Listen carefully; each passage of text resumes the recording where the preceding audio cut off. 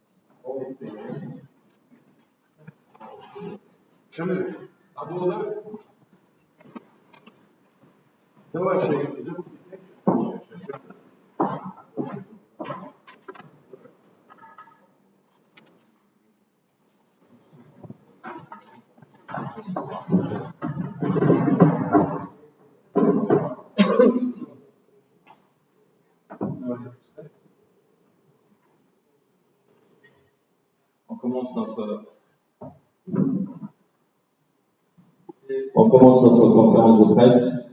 Encore une fois, bonjour à toutes et à tous. Merci d'être venus, même si on n'est pas nombreux aujourd'hui. Ça nous fait plaisir qu'il y ait au moins 2 journalistes qui sont venus à cette conférence de presse. Bon, je pense que la raison principale, c'est que c'est dimanche et que c'est pas toujours évident pour les journalistes de venir un dimanche à une conférence de presse, mais on va tout diffuser sur les réseaux sociaux. Les images seront disponibles, les vidéos seront disponibles, donc on va toujours en tirer profit dans les différents reportages et dans les différents articles de presse. Concernant notre programme, on va commencer à vous présenter le programme d'aujourd'hui.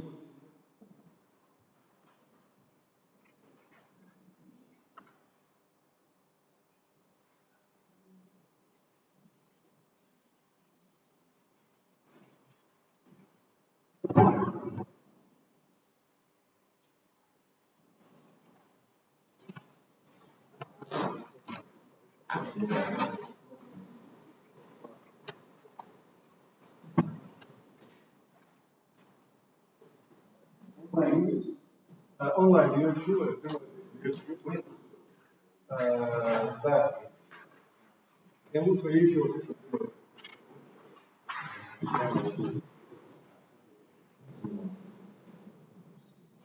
Вариант мобильный, электронический, интернет,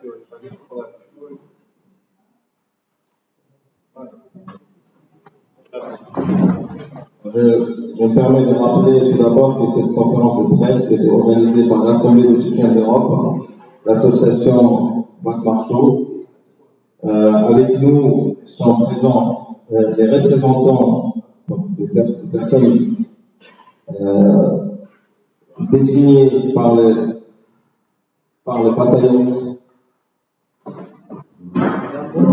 bataillon de Cheikh Mansour qui combattent actuellement en Ukraine du côté ukrainien et l'association International Liberation Movement for Chechnya.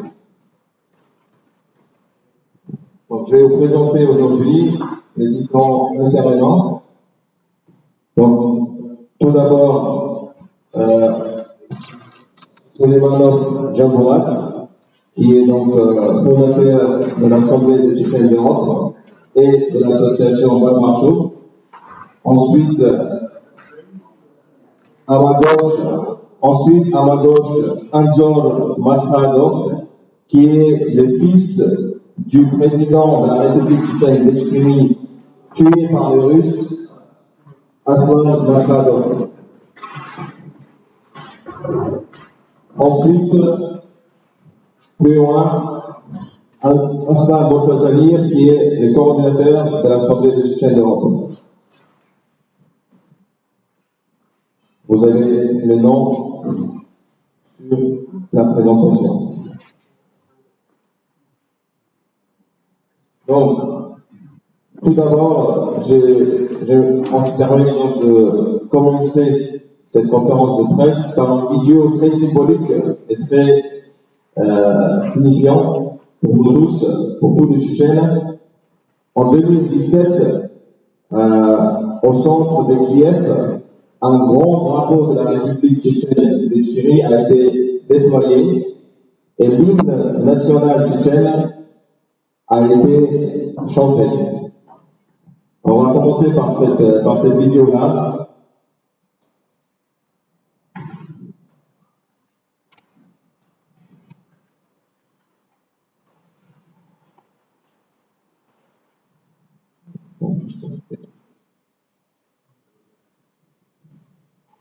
Donc, c'était justement après la première vague de violence et d'agression russe contre l'Ukraine en 2014 que plusieurs. Bon, je vais aller commencer.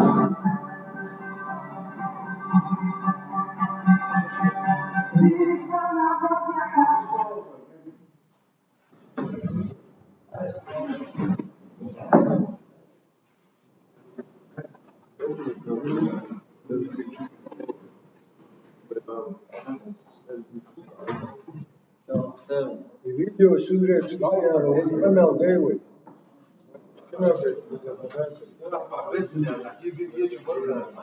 Из отдельный сюжет Кетчин, да, пресса, дает видео, дает.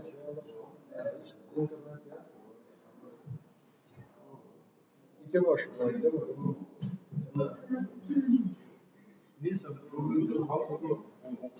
هو شن فيه عيل يكرر سجد بوشيات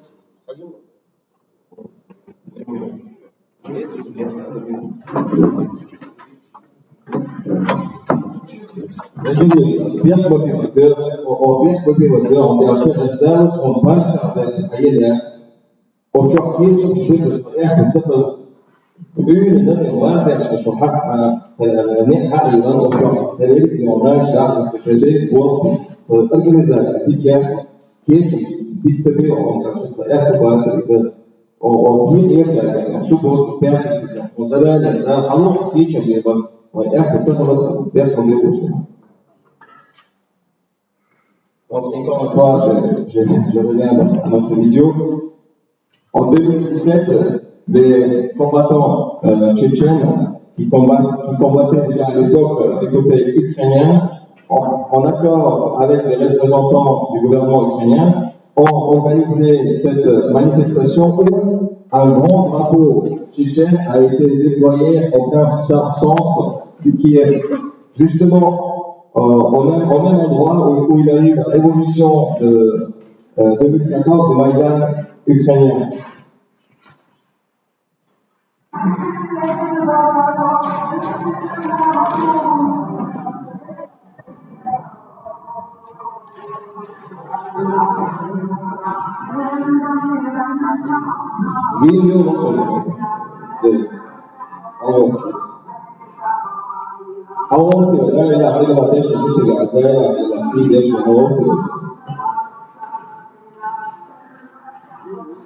C'est l'hymne national de Tchétchénie.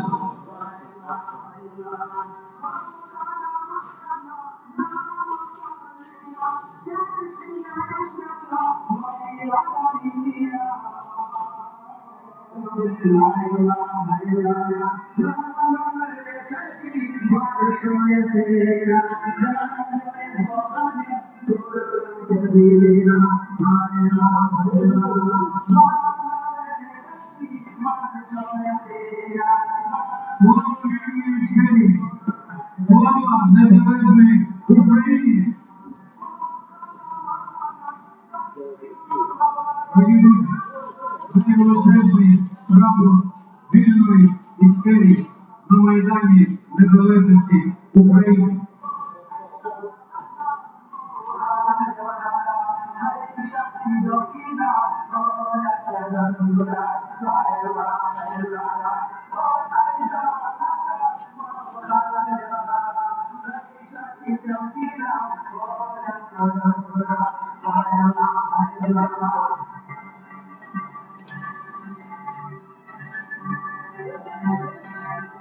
Друзі, приєднуйтесь до нас.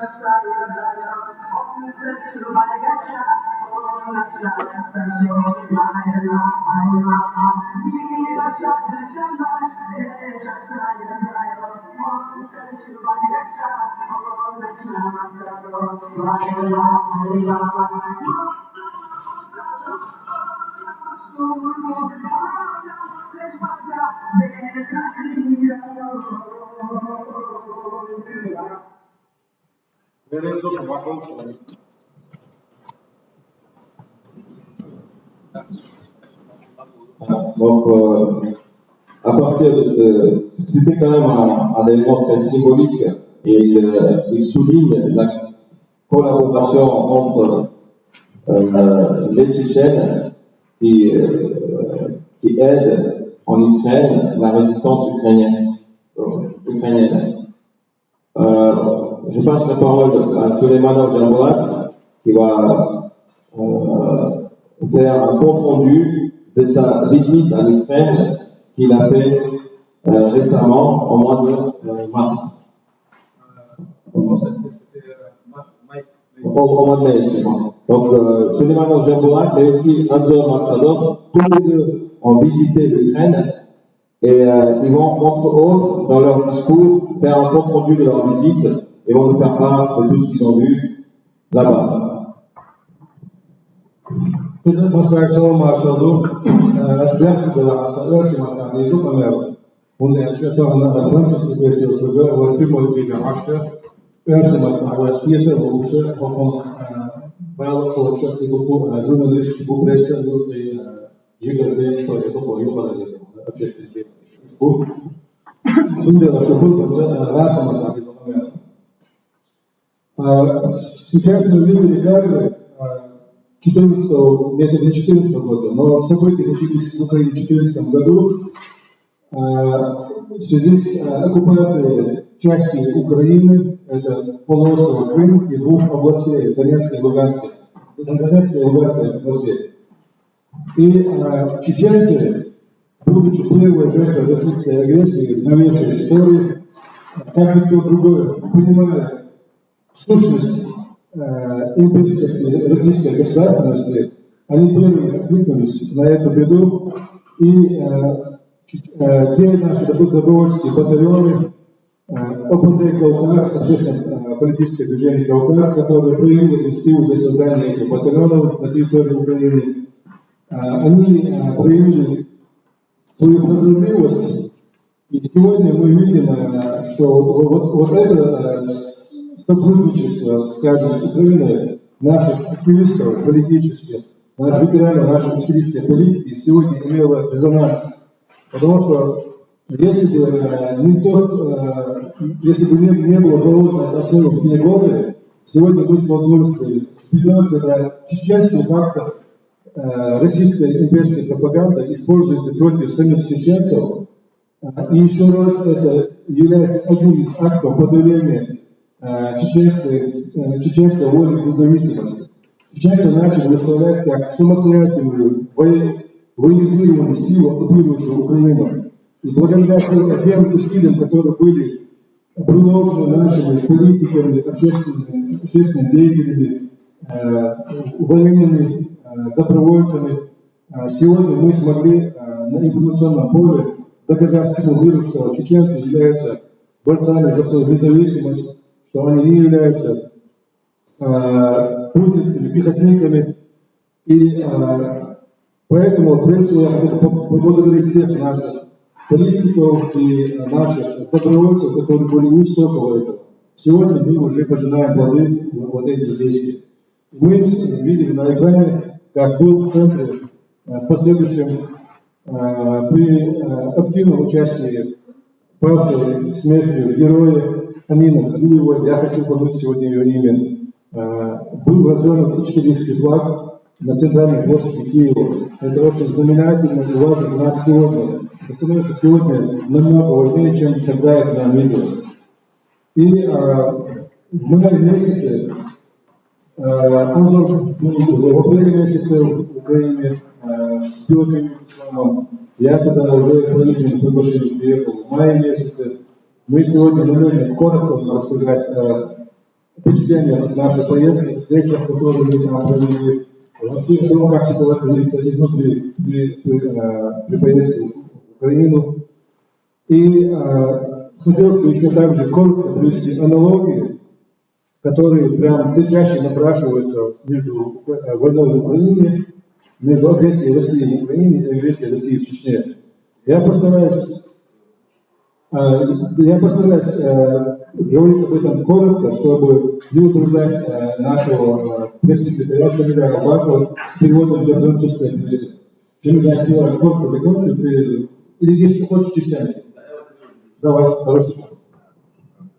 Donc, Souleymane Abdullah vient de souligner encore une fois que justement, depuis 2014, les politiciens tchétchènes ici en Europe, qui militent pour l'indépendance, pour la liberté, ont tout de suite soutenu l'Ukraine dans son combat pour son territoire. C'était justement en 2014 déjà que la Russie a occupé, qu'elle a déjà agressé l'Ukraine, et elle a occupé une partie de son territoire. Et les Tchétchènes, que ce soit du point de vue politique, les politiciens et les gens actifs au niveau politique, mais aussi sur le terrain de combattants. On a deux bataillons qui sont sur place, le bataillon Sheikh Mansour et le bataillon General Bedaï.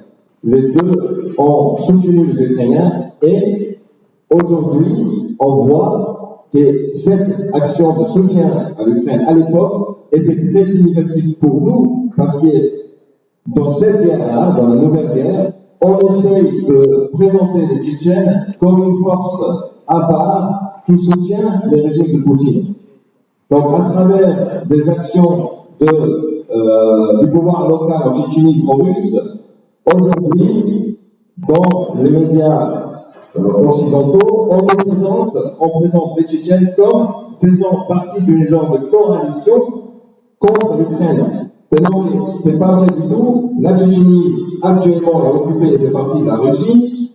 Donc, les soldats qui sont maintenant en train de combattre contre les Ukrainiens sont là et ils sont dans les forces russes, dans l'armée russe. C'est pas une armée tchétchène qui est venue jouer à une armée.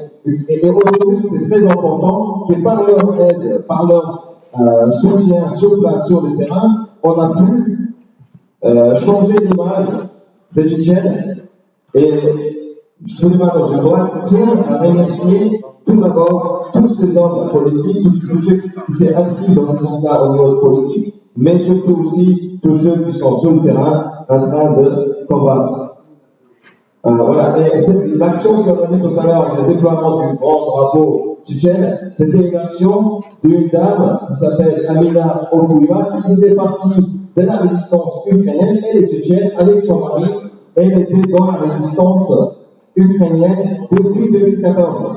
Elle a été tuée par les Russes à l'époque, mais avant sa mort, l'un de ses derniers projets était justement cette action de déploiement de grands drapeaux sur la place centrale à Kiev, en soutien à la République tchétchène Tchétchénie, donc la République tchétchène, la Tchétchénie libre. Я постараюсь сократить свое выступление, потому что была проблема с переводом. У нас еще есть желающие выступить сзади. Естественно, Анзор Масхадов выступит. И я скажу коротко, что сегодня уже провели аналогии будущих империя с новыми названиями и домашними. Это тот стиль проведения, так сказать, спецоперации российскими оккупационными войсками. И то, что они называют войну войной, а называют контртеррористическая операция и специальная операция, также говорит, что Россия ведет попытки снять гибридные войны, призванные восстановить СССР. Сам Путин несколько раз заявлял, что распад Советского Союза является геополитической трагедией 20 века. И в этом проекте сама Украина, она была наиважнейшей страной для восстановления СССР. Если Чечня на 20 лет затянула этот процесс, выбрал на себя удар, все российские политические, моральные, физические силы были направлены на то, чтобы усилить Чечню, вернуть его заново, представить миру как субъект Российской Федерации, в то время, когда Чеченская республика является независимым суверенным государством, и сегодня это хочется особо отметить. Я также призвал бы всех событий признать Чеченскую республику Ичкерия оккупированной страной, потому что она имеет право на это. Сегодня вы уже весь мир увидел в открытую, какова политика Российской империи. И чеченцы, на мой взгляд, они дали миру 20 лет шансов, чтобы встать на ноги постсоветского республика, постсоветского пространства. Они смогли убедиться как независимое государство благодаря этой героической борьбе чеченского народа. И после того, как этот вопрос был решен, уже стало неизбежным оккупация Украины.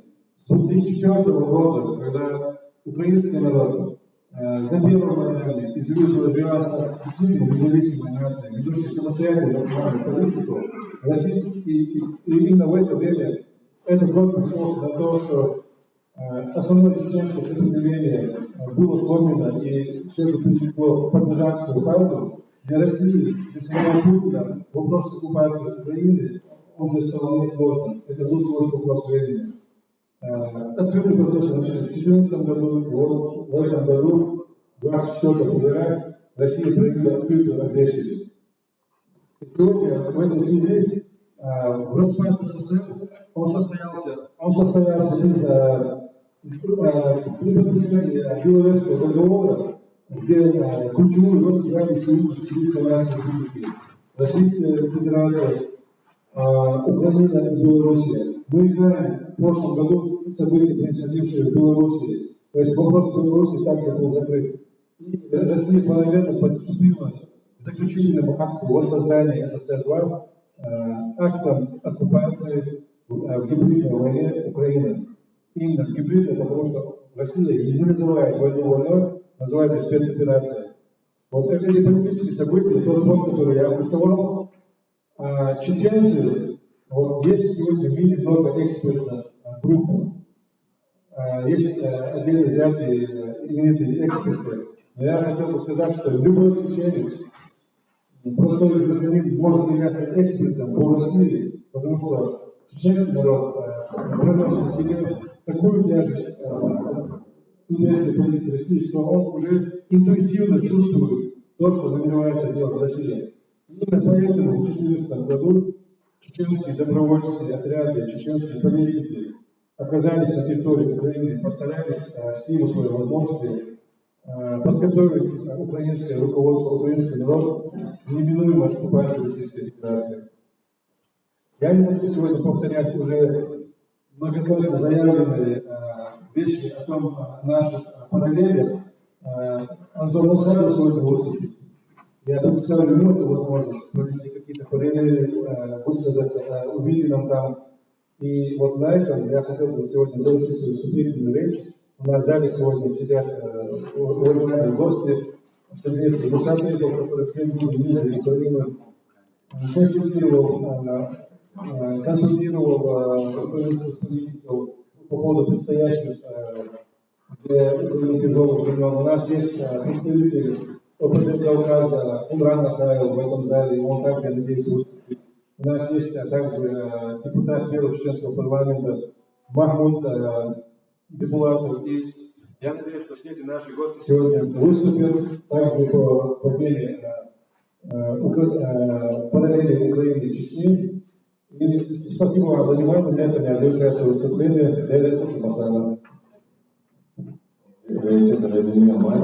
Tout d'abord, cela Jean-Baptiste a souligné le fait qu'il y a beaucoup de parallèles entre les méthodes de guerre que la Russie a utilisées en Tchétchénie, les actes de génocide, les crimes de guerre. On peut voir ici sur de nombreuses photos qui sont exposées la manière à laquelle l'armée russe a combattu les Tchétchènes.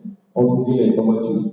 Il y a des massacres de civils, il y a des bombardements, il y a des crimes de guerre, il y a des actes de génocide. Ça, ce sont des parallèles qu'on voit de façon très claire entre ce qui se passe aujourd'hui en Ukraine et la guerre, les deux guerres en Tchétchénie. Deuxième chose, donc, à la dissolution de l'Union soviétique, l'Ukraine a joué un grand rôle. C'était un grand pays slave qui a quitté donc l'Union soviétique.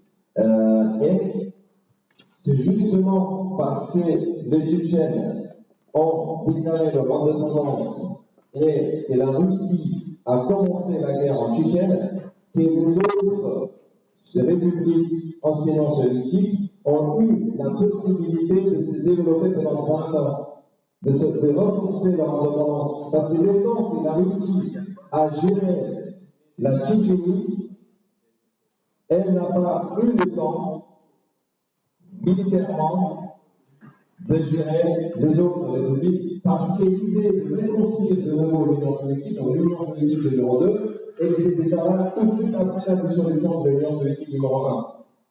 Et nous, donc le Suleiman Jabouat, il tient à souligner les faits que ce sont les Tchétchènes, la résistance féroce des Tchétchènes, qui a permis aux autres nations libérées de l'Union soviétique, de l'ancienne Union soviétique, d'avoir une période de marge, une période de tranquillité, une période pendant laquelle ils pourraient se renforcer en termes de souveraineté et d'indépendance. Donc, et comme une fois, il souligne le fait que parmi nous aujourd'hui, il y a des invités très honorables, il y a des personnes politiques qui ont soutenu l'Ukraine depuis le départ. Il y a Khalid Moussa, qui était à l'époque encore en 2014 déjà allé à l'Ukraine pour le soutenir. Il y a les représentants de la Tchétchénie, la République tchétchène d'Estonie, Imran Nahaev, qui est juste là, à ma droite. il y a plusieurs d'autres personnalités honorables qui sont là et qui ont tous participé au soutien des Ukrainiens. Et peut-être qu'ils voudront s'exprimer aussi dans le cadre de cette conférence de presse.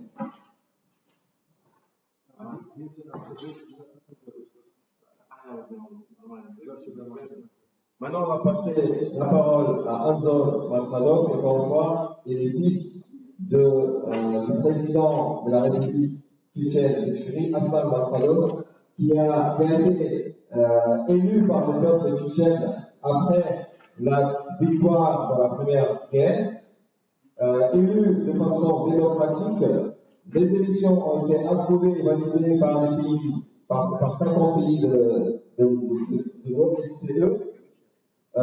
Il était justement, il a négocié l'accord de paix avec Yeltsin, il a signé l'accord de paix avec Yeltsin, et quand la deuxième guerre a commencé, il a rejoint, étant donné qu'il était chef des guerres, commandant des guerres de la nation, il a rejoint la résistance et tout en étant dans la résistance, il n'arrêtait pas d'appeler aux négociations et à la paix. Mais malgré cela, il a été assassiné par les Russes. Je passe la parole à Anzor Masradov.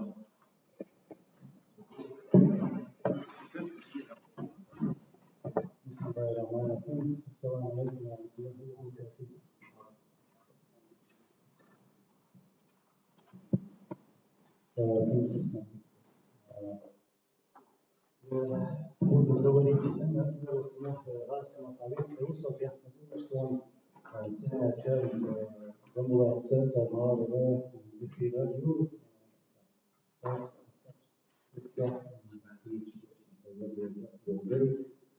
Вот, основного по Украине до 60 лет. Я хочу рассказать про войну России против Ичкерии, а также войну России против Украины. И привести рассказать то, что я лично видел в Украине в месяце. Я скажу, что сегодня в Украине используется такая же тактика, которая использовалась против Ичкерии. Российские оккупанты, Кремль пытался разделить наш народ, как сегодня делают в Украине, чтобы покорить его, оккупировать эти земли. Это то, что пошли мы, чеченцы. Что касается первой русско-чеченской, что касается второй русско-чеченской, они всегда начинали именно с того, что пытались разделить нас на группы, на какую-то оппозицию, на какие-то формирования, которые противостояли нашей законной власти. Им в какой-то степени это удавалось. И после этого они совершали вот эти агрессии. Наш народ прошел две войны, и за эти две войны было убито более 300 тысяч мирных жителей. Из них 45 тысяч детей. И мы сегодня, чеченцы, не понимаем ту позицию, которую принимает мировое сообщество, которое не называет вещи своими именами, не называет это своим именем геноцидом чеченского народа. Именно геноцид был совершен против чеченского народа. И когда я, Джамбулат, мы посетили Украину, увидели то, что происходит по сегодняшний день, происходит там, то есть война, мы вспомнили нашу войну, войну, которую принесла нам Россия. Именно такими действиями, массовые обстрелы, зачистки, убийства мирных жителей, то есть то, что происходило чеченским народом. Мы этому не удивляемся, и когда во время встреч в Украине я говорил, что враг еще не показал свое истинное лицо. Он показывает свое лицо тогда, когда у него появляется какая-то возможность, что ли, когда он оккупирует землю, где такие чувства, что он якобы победил воюющую сторону. Вот тогда он показывает свое лицо. Вот тогда появляются вот эти концлагеря, вот тогда они проводят массовые убийства, как они совершали против нашего народа. И нашей целью, начала у нас цель в этой поездке в Украине, потому что, с другой стороны, используются чеченцы. Да, мы их не хотим называть чеченцами, то есть предатели нашего народа, которые сегодня воюют на стороне Путина. Но я хочу сегодня заявить от имени тех чеченцев, которые воюют против российских оккупантов, что их много, что они будут стоять до конца, что они будут поддерживать Украину до конца, до победы. И мы надеемся на эту победу. В общем-то, посмотрели именно такие, что даже покажу фотографии. Сегодня украинцев называют нацистами. Здесь на этой фотографии Чеченская республика Ичкерия, а здесь на этой фотографии российские оккупанты. И кто кого будет сегодня называть нацистами, видно на этой фотографии. Ну далее, чеченцев называли террористами. Объявили нас террористами на весь мир и начали войну. Как я сказал, мы убили 300 тысяч мирных жителей. Вот российские войска сзади, а спереди мирные жители, это чеченцы. Женщины, дети. Вот так они наступают. Живой щит, как называется. Если показал, да. Оператор, если показал, вот на звук джерело отсюда шмука онлайн ставлю. Анзор. Звук настроить, конечно, в интернете.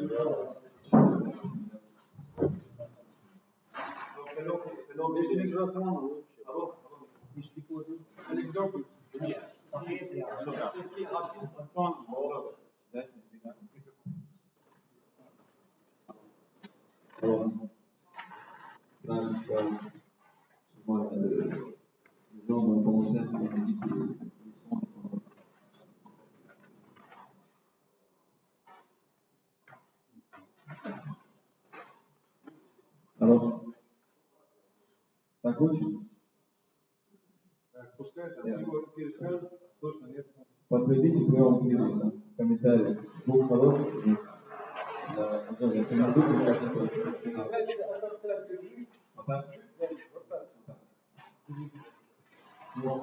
je vais traduire la première partie du discours de Anzor Masradov. Donc, il était en Ukraine normalement. Ensuite, donc il était là-bas, Suleiman Jambolat l'a rejoint. Donc lui, il était bien sûr en contact avec les combattants tchétchènes qui sont des Ukrainiens, qui sont avec la résistance ukrainienne aujourd'hui. Et il a tout de suite remarqué que la tactique de la Russie est pareille en Tchétchénie et en Ukraine. La tactique, c'est de diviser. Donc, avant même d'entrer sur le territoire, c'est de chercher de diviser la nation du point de vue idéologique. Ensuite, une fois que la nation est divisée, là, ils ont la possibilité de jouer sur les différentes contre la population pour obtenir du soutien dans leur agression.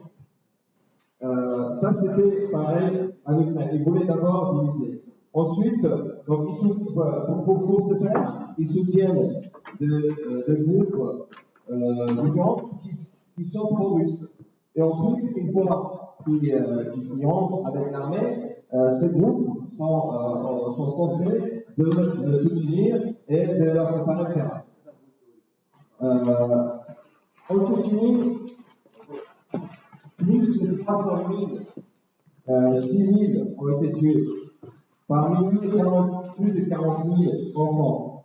Et nous, jusqu'à maintenant, jusqu'à aujourd'hui, on comprend une position internationale qui ne veut pas reconnaître la guerre en Tchétchénie, les crimes de guerre commis en Tchétchénie comme génocide et comme crimes de guerre.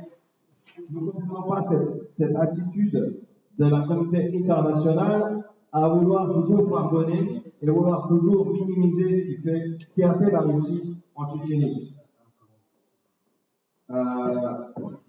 J'ai dit aux Ukrainiens qu'on fait avec eux que l'ennemi n'a pas encore montré son vrai visage. Son vrai visage, il montrera quand il aura un petit peu de force. Dès qu'ils auront la possibilité d'exercer leur autorité sur le territoire, c'est là qu'ils commencent à montrer les vrais visages. Les visages de terreur, les visages de massacre, etc. L'objectif de ma visite à l'Ukraine, c'était bien sûr de soutenir l'Ukraine, mais aussi de réfuter les amalgames qui circulent concernant le Tchétchène. À cause de ces combattants, de ces soldats pro-russes qui combattent aujourd'hui du côté russe contre l'Ukraine.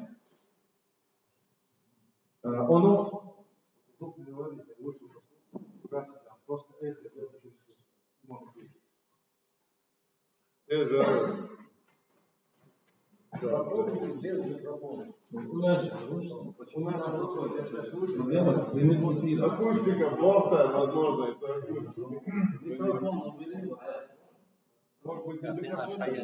акустика. Может быть, без наверное, без микрофона будет лучше. Давай без микрофона. Попробуем без микрофона. Est-ce que vous m'entendez sans microphone?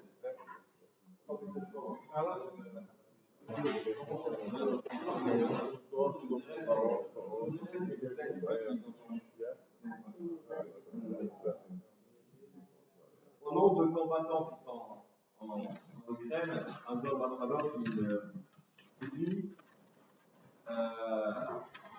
leur message est on est nombreux et on va résister jusqu'au bout pour aider les Ukrainiens jusqu'à leur victoire. Et ensuite, donc, un ambassadeur nous montre les différentes photos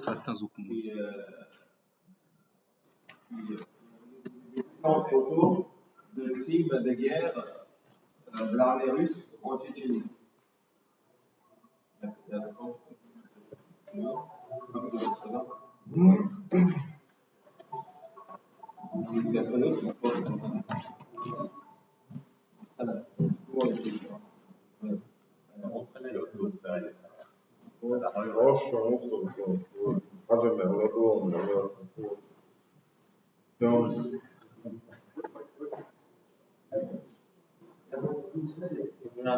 Ладошку случайно, вроде бы садится, микрофоном, муха. Слышно? Хорошо, прямо окей, слышно? Сегодня снимаю, я абсолютно я вышел, послушал, сам Хешнет. Нахуй, дюзу Хешнет. Мы разбираемся сейчас, без микрофона, а он что? Без микрофона захис хажис. У нас хороший, но в прямом эфире нас абсолютно не слушается. Просто бесполезно идет.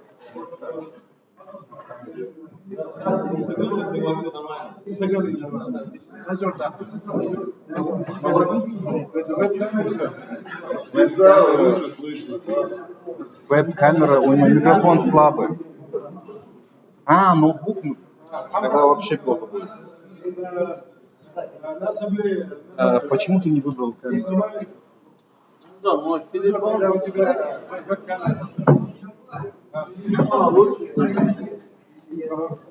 Можно сделать один. Сделай паузу. Остановите. Делай. Давай, я тебе сейчас настрою. Mikrofon tete şurada dedi. Mikrofon havaya dedi. Mikrofon tete sen dedi. Антон, камеру, ты мне диктуй, да, два вот так. Настройки сделай это. Настройки. Нет, в прямом эфире. Они говорят, из зала лучше слышно. Ты это, Сундел, может к вам эту камеру придвинуть и без У него микрофона? микрофон идет не из камеры, а из ноутбука, поэтому Ну, придвинем тогда. там у него кто надел? Настройки есть. Вот так вот. Перекинь.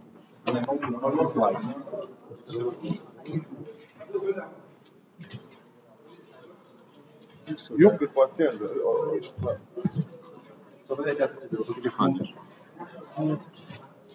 И проблема решена. Ja, op Hajala sagt das Hause. Даешь мое, а и ты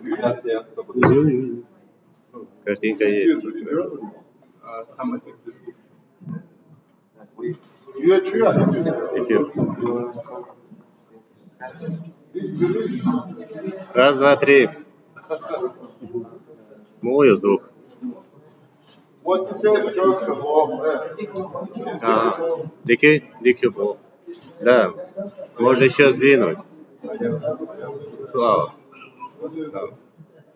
Еще можно. Вот так хотя бы. Ага, вот так хотя бы.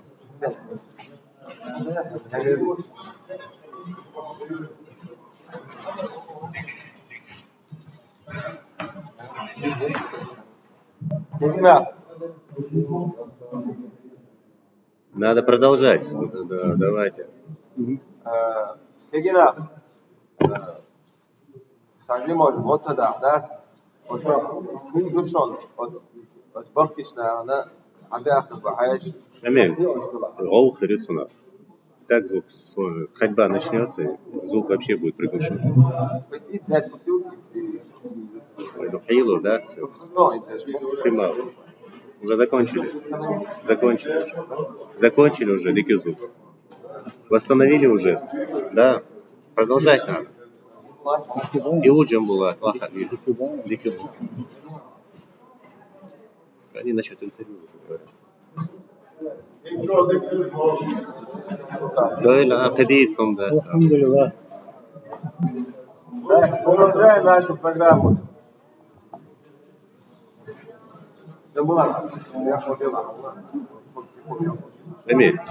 Шамиль. Плохо уже, ладно, начнем. Микрофон. Без микрофона или с микрофоном? Без микрофона, вот так. Да. Громче говори. Говорит. Продолжайте, так я остановился на фотографиях. Ты остановился. Подожди. Тишина, Вася. Тебе громче надо. Все хорошо.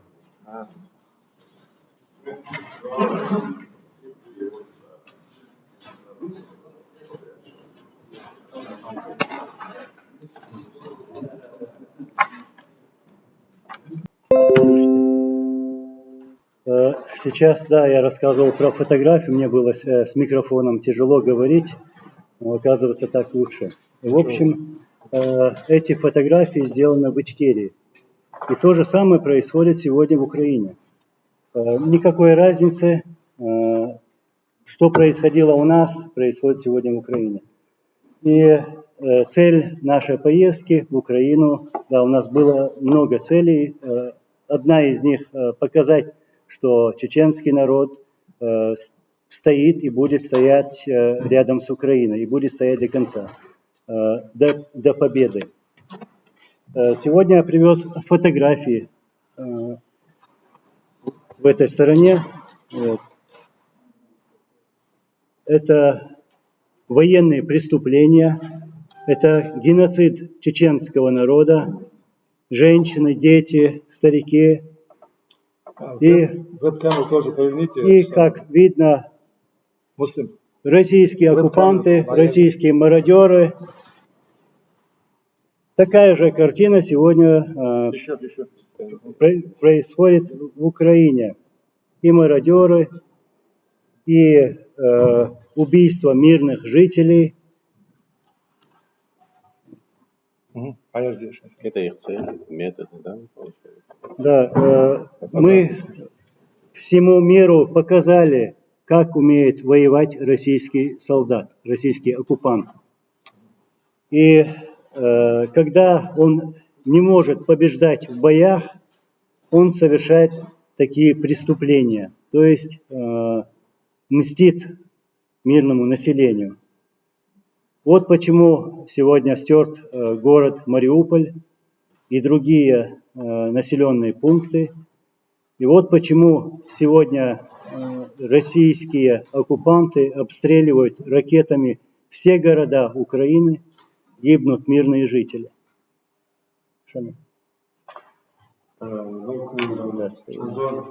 Nous rappelle encore une fois l'objectif de notre action, c'est le soutien, donc surtout l'objectif de combattants qui sont en Ukraine, donc c'est le soutien de l'Ukraine jusqu'à la victoire. Ça c'est l'objectif. Ensuite, donc de nouveau, il montre les photos des différentes actions de massacre, les crimes de guerre, les crimes de génocide que les Russes ont commis en Itchérie, en Tchétchénie.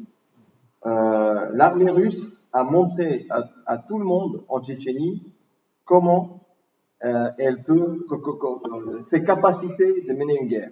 Ces capacités se limitent au fait que si jamais il n'arrive pas à occuper un territoire, il commence à se prendre à la population civile. C'est pour ça qu'aujourd'hui, des villes comme Mariupol en Ukraine et d'autres ont été totalement dévastées. C'est pour ça qu'aujourd'hui même, tous les jours, ils bombardent toutes les villes ukrainiennes sans distinction des objectifs civils et des objectifs militaires. И еще хочу коснуться нашей истории. Наши лидеры, все наши лидеры, лидеры чеченского народа были убиты во время оккупации, российской оккупации. И все погибли в войне, воюя против российских оккупантов, один за другим. Аллах газет, обладуйся. И сегодня у нас тут уважаемые гости, я хотел бы, поэтому сокращаю свое выступление, хотел бы, чтобы они выступили сейчас.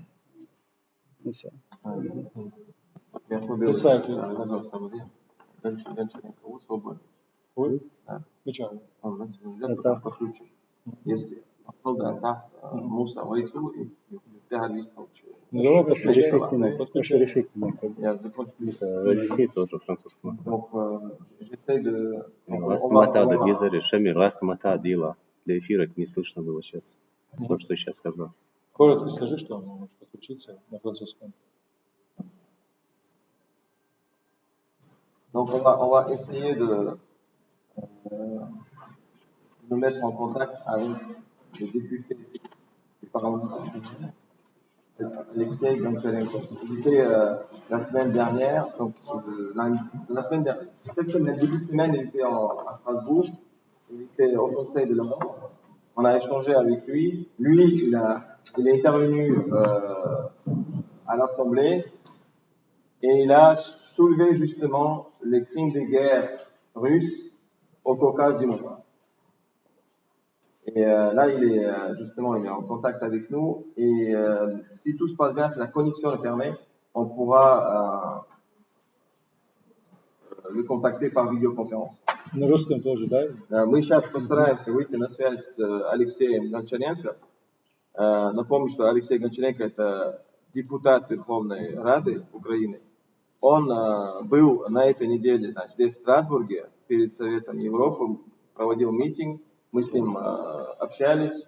Он также выступил, значит, на ассамблее Европы, и там поднимал вопрос нарушения прав человека на Северном Кавказе, геноцид черкесов, геноцид чеченцев и так далее. Постараемся, он пишет нам, что он сейчас в данный момент в поезде, что он может связаться, если, конечно же, интернетная связь позволит.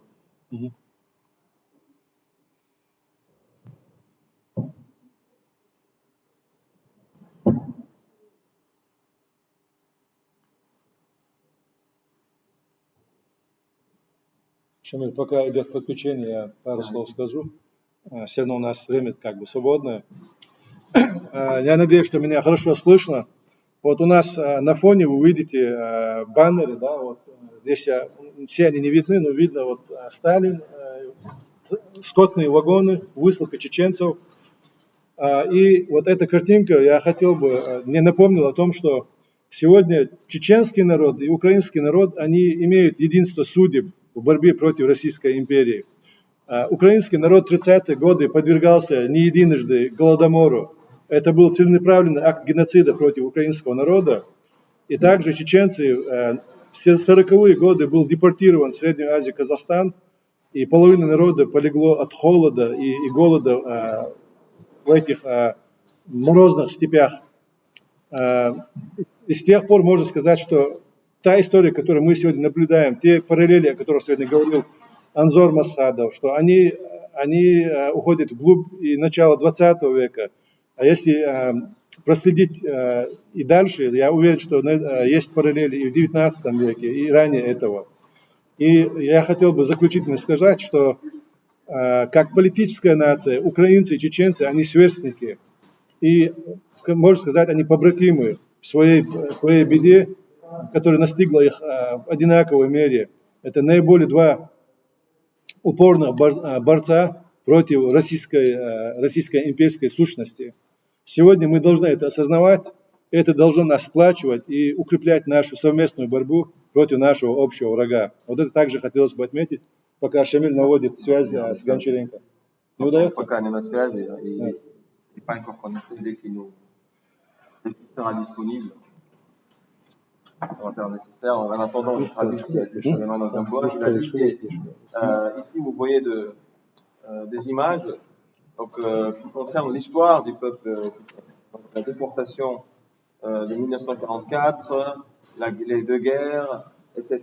Donc, c'est très symbolique et ça montre aussi qu'entre le peuple ukrainien et le peuple tchétchène, il y a beaucoup de similitudes, il y a beaucoup de parallèles, notamment en ce qui concerne leur combat pour la liberté. Les Ukrainiens aussi, pendant la période soviétique, ils ont souffert de répression du régime soviétique. Commencé à des millions de personnes qui ont été tuées par la famine artificielle qui a été causée par Staline. Par exemple, en Ukraine, on a un peuple qui s'appelle les Tatars de la Crimée. Donc ces peuples-là étaient aussi déportés comme nous. Donc il y a beaucoup de similitudes entre le peuple ukrainien et les peuples tchétchènes dans leur combat pour la vérité, pour la liberté. Et ces faits-là, ils devraient nous souder et nous permettre de plus collaborer ensemble et coordonner nos actions contre les mêmes ennemis. Да, Муса, Муса, ага, связи вати, связи вяншта. Муса, حول سيجا حول أكدون لا ميبون خذ على الجكام مش نستوي منه واحد. السلام عليكم. السلام عليكم.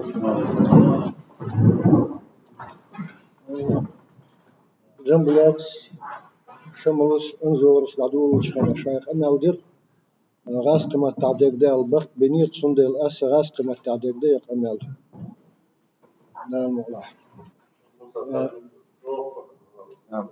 ميكروفون Нет, пузаю микрофон.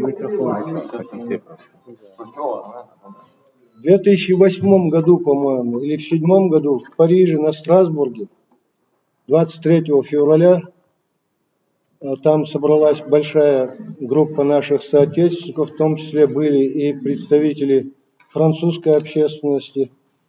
Покойный Андре Глюксман со своей группой поддержки и остальные. Я сказал одну вещь, потом я позже ее опубликовал, хочу сейчас просто зачитать. Я объяснил ситуацию, положение Европы, как я его видел еще тогда. Вы зависите от России больше, чем Россия от вас, я сказал, в Европе.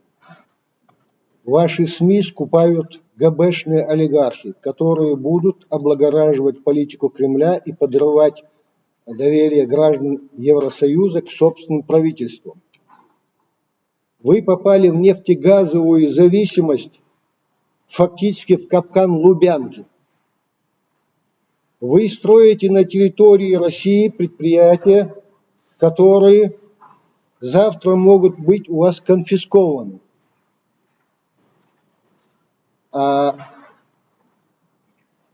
Вы строите прогнозы экономического развития, рассчитывая на рынок сбыта в России, и если он закроется, вы будете вынуждены пойти на сокращение рабочих мест, что вызовет недовольство избирателей и возможные бунты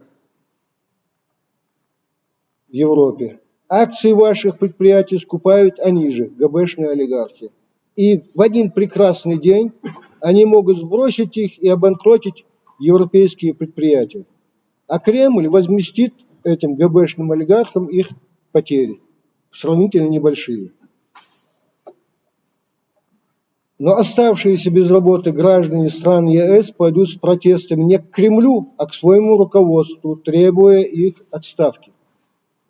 Для населения России, никогда не обладавшего никакими правами, Кремль оставит их огороды с картошкой и капустой и дешевым пойлом, чем те и удовлетворятся. Ваши политики коррумпируются Лубянкой. Сегодня очевидно, что многие политические партии получают, в частности, Ле Пен, было установлено кредиты от так называемых российских банков. Это не только здесь, это и в Австрии происходит. Про Шрёдера, который стал, как сказать, нарицательной фигурой, уже все знают. Про Финьона, который тоже ушел работать в российскую структуру, нефтегазовую какую-то, на который вышел, да, когда уже понял, что это абсолютно дискредитация, вы тоже знаете. Про бывшего министра иностранных дел Австрии, которая пошла на коллаборацию с Кремлем, вы тоже знаете. Ваши радикальные партии, уже не скрываясь, получают финансирование из России. Теперь Россия не проблема чеченцев. Отныне это ваша проблема. Теперь вы стали внутренним делом России, я сказал. А теперь, что касается аналогии Украины и Ичкерии.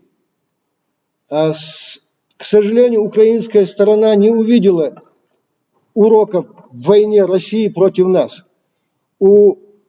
Это абсолютная аксиома. У населения России, у бывших граждан союзных республик присутствует тоже некая имперскость, неуважение к малочисленным народам, не к малым, а к малочисленным народам.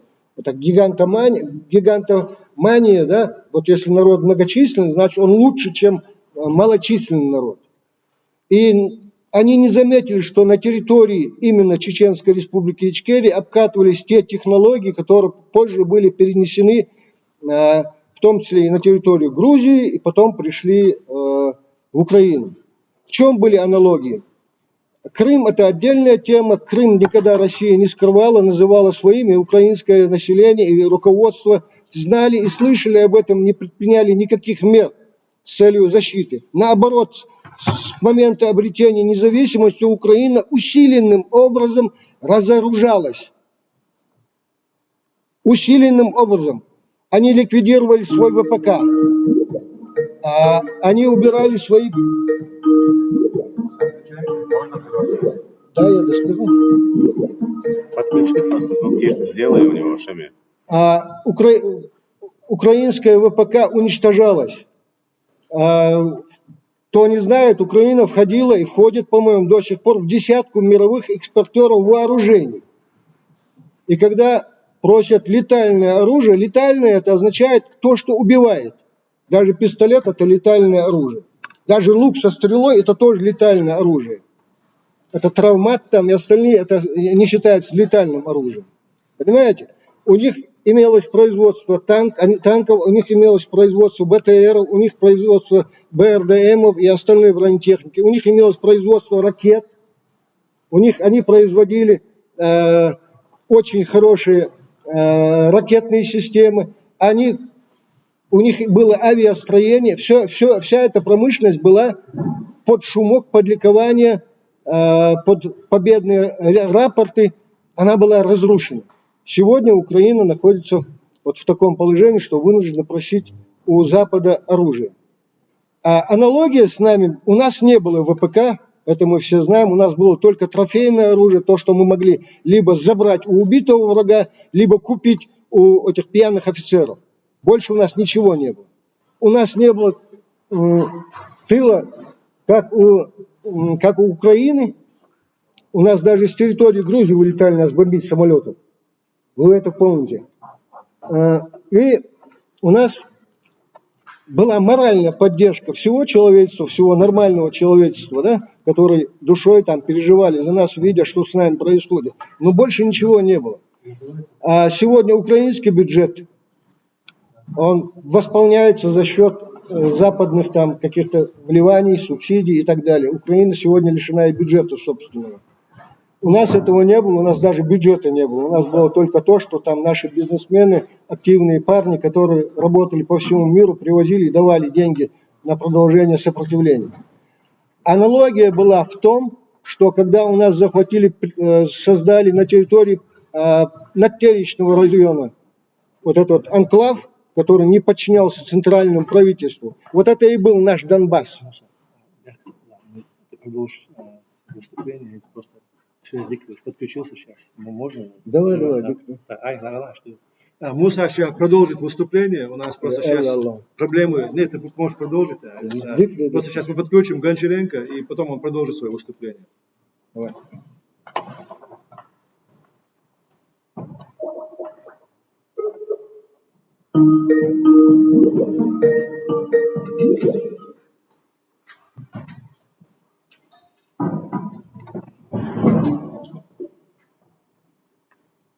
Алло?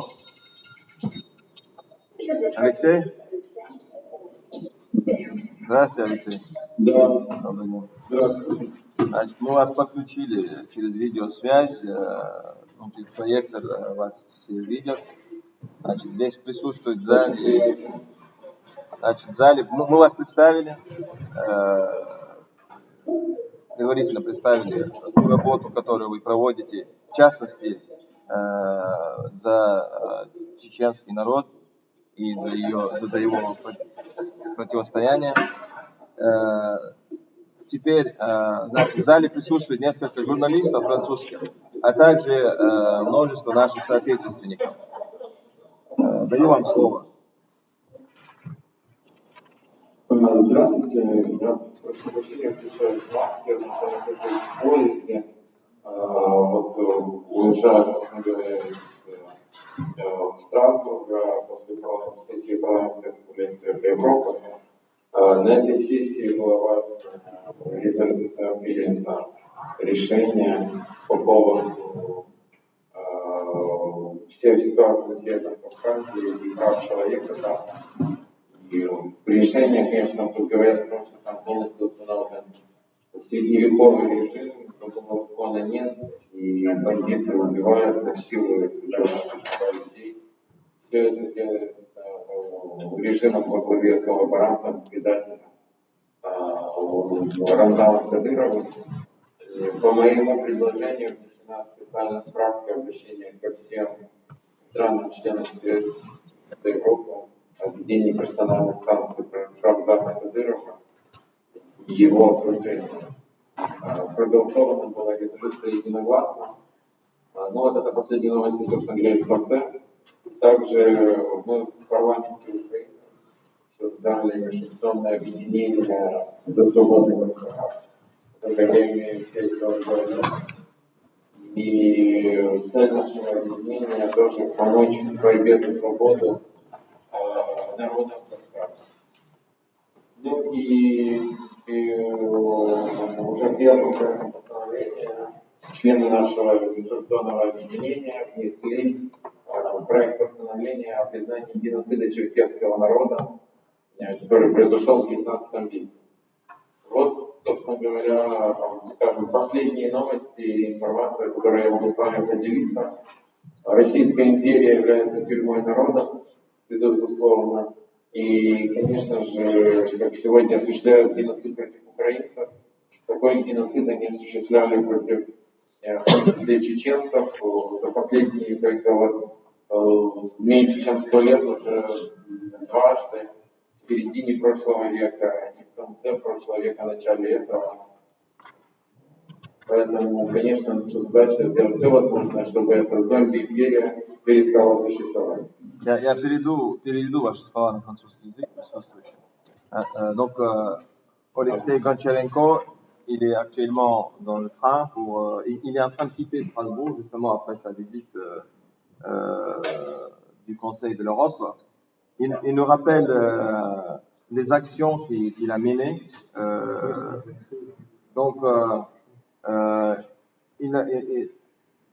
À l'Assemblée du Conseil de l'Europe, une résolution a été adoptée en soutien au Caucase du Nord, où la Russie commet où la Russie viole les droits de l'homme. Les régimes instaurés dans le Caucase du Nord, c'est un régime du Moyen-Âge, des bandits qui poursuivent, persécutent et torturent des personnes innocentes. Par sa propre initiative, Alexei a donc proposé de rajouter dans la liste de personnes contre qui il faut prendre des sanctions, Kadyrov, donc les gouverneurs pro-russes en Tchétchénie. Cette proposition a été adoptée, a été acceptée. Kadyrov et son entourage. Alexei говорит по-французски. Ensuite, il nous explique aussi qu'au Parlement ukrainien, ils ont aussi mené un travail. Ils ont formé une fraction qui s'appelle donc pour le Caucase libre. Et dans ce cadre, dans les cadres de leur travail, cette fraction a déjà proposé au Parlement ukrainien de reconnaître le génocide du peuple tchékesse. Le peuple tchékesse a été donc exterminé pour une grande partie par les Russes au cours du 19e siècle. Alexei nous rappelle aussi le fait que le peuple tchétchène a aussi subi des actes de génocide de la part de la Russie, notamment au milieu du XXe siècle, en 1944, la déportation, et à la fin du siècle, donc les deux guerres en 1994 et 1999. Ensuite, donc, il nous rappelle que la Russie, c'est un pays qui équivaut, donc qui lui l'appelle prison de peuple. Prison de peuple, l'empire des zombies. Я вкратце перевел. Если хотите, можете говорить по-французски. Oui.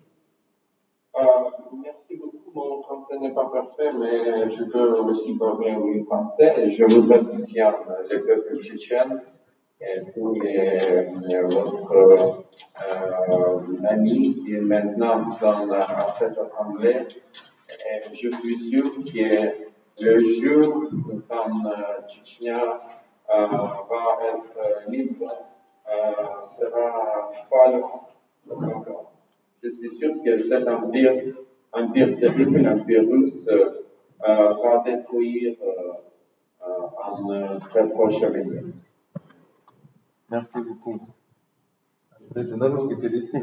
Значит, Алексей сказал, что он выражает свою поддержку чеченскому народу, выражает поддержку всем, кто присутствует здесь. И он, значит, надеется на то, что чеченский народ обретет свою независимость и что Российская империя будет скоро, в недалеком будущем, разрушена. Алексей, я хочу вас поблагодарить как один из участников этой пресс-конференции. Также наравне со мной Анзор Масадов при участии Ассамблеи чеченцев Европы. Наш частный президент выступал перед вами Муса Тарипов по проблематике Украины и пресс-секретарь Шамиль Албаков, с которым мы недавно познакомились. Спасибо вам. Если другие участники хотят высказать. Да, мы хотим поблагодарить вас за вашу работу. Эта работа очень важна. Мы все считаем, что мы сегодня должны стоять вместе, и мы должны победить этого врага вместе. Спасибо вам большое. Алексей. Donc, les membres de nos associations, les personnes qui sont là, Алексей, ont remercié Alexei pour я son вас travail. знаю только визуально, виртуально, что называется. Ваши усилия на то, что вы делаете, нам очень приятно. И надеемся, что из этого выйдет благое, что всем нам от этого будет помощь, и что мы победим общего врага. Вместе мы сила. Да. У нас с нами присутствует также, я не могу повернуть этот компьютер, с нами присутствует, значит, представитель Чеченской Республики Ичкерия в Эстонии, Имран Ахаев, и он хотел бы вам сказать пару слов. Вас приветствует вас, господин Гончаренко, заочно знаком, знаю. Вначале маленький экскурс. Аналогии будут наши проводить представители Украины, Ичкерия. Я хотел бы немножко провести экскурс, что с начала агрессии и ранее отношения строились между Чеченской Республикой, Ичкерия и Украиной на президентском уровне, депутатском. Например, в 93-м, когда меня назначили представителем, я знаю, что в 94-м году была в парламенте Эстонии создана парламентская группа. В 95-м году создана межпарламентская группа. Сейчас я покажу документ, где в городе Тарту, где служил президент Чеченской Республики Джохар Дудаев, была создана межпарламентская группа. В то время, когда депутаты от Верховной Рады, господин Алексей, вы меня все время, Роман Крючок у вас был. Я не знаю, какого созыва, но на тот момент, в 95-м году, и был Тарас Процевят, которые, между прочим, опять экскурс, которые с гуманитарной помощью ездили на территорию уже во время агрессии, в районе шли бои Мескерюк, Автуру, Шали, они доставили гуманитарную помощь. Там тоже веселый такой получился момент, когда они проехали блокпост, они поделились с российскими оккупантами и прошли в сторону гор. Когда повернули в сторону гор, по них открыли огонь, но доставлена была гуманитарная помощь бойцам. И после этого они приехали в Эстонию. И мы тогда создали межпарламентскую группу. Далее, значит, было в 2015 году в Верховной Раде было создано межфракционное объединение «Свободный Кавказ», которого возглавлял сын великого Шухевича, Юрий Шухевич, генерала Украинской повстанческой армии. Вот сегодня, как известно, как вы сегодня подчеркнули, создано фракционное объединение за единый Кавказ. Мы очень приветствуем и рады. Для нас это большая моральная и поддержка. И, пользуясь случаем, хочу вам вручить сертификат.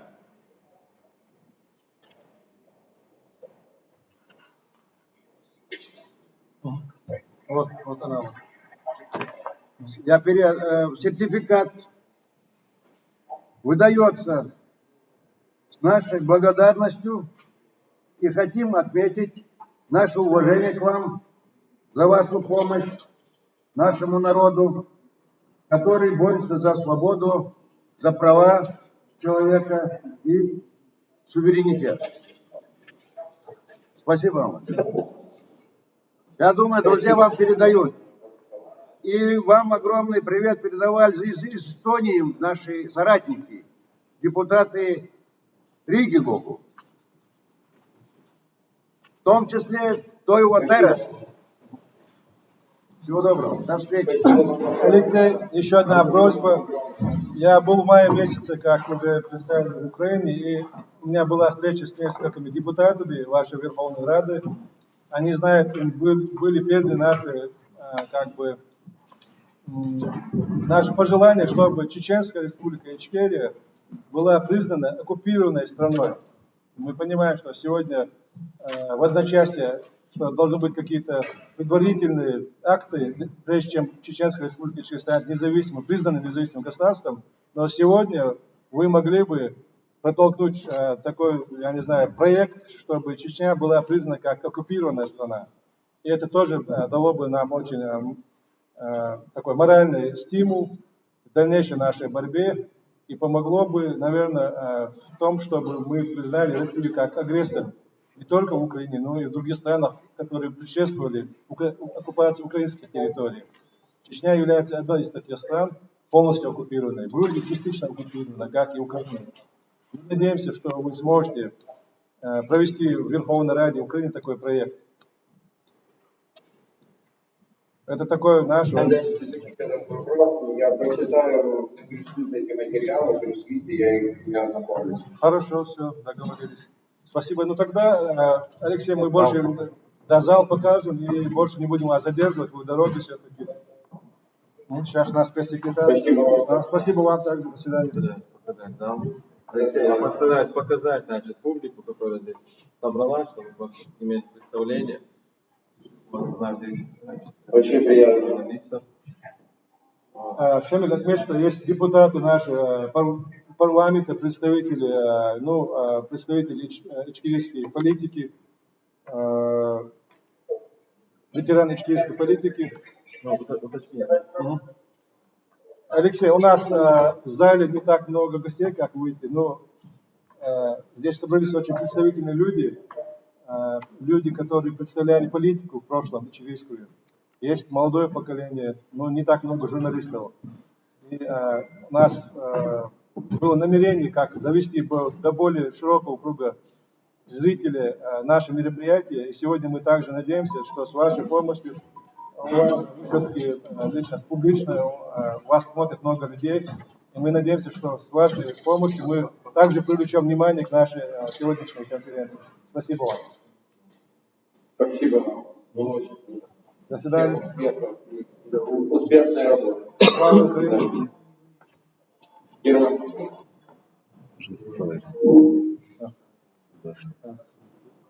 Бях могила, арештам. Подключение очень складывает выступление. Аналогии и Шварца. Я говорил про аналогии и привел в качестве аналогии Натеричный район, где у нас было создано вот это гнездо, откуда совершались набеги, откуда велась вся деструктивная подрывная деятельность. Я не буду говорить про отдельные населенные пункты. В Гехах тоже у нас находились, в Урус-Мартане находились частично.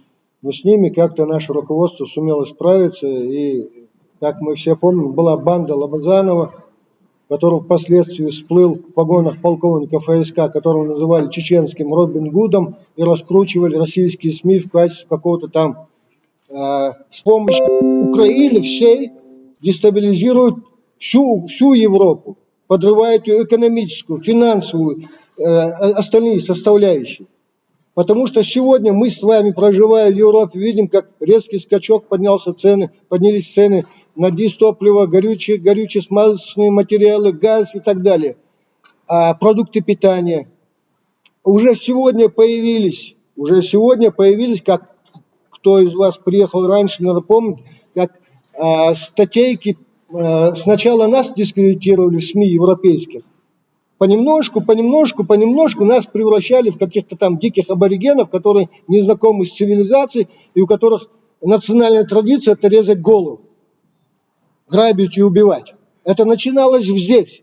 Здесь, во Франции, допустим, вы, наверное, не знаете, кто-то забыл, наверное, были статейки такие, что чеченцы пытались взорвать Эйфелевую башню, что какой-то там чеченец хотел при помощи какого-то самодельного там маленького летательного аппарата, который продается в магазине, при помощи,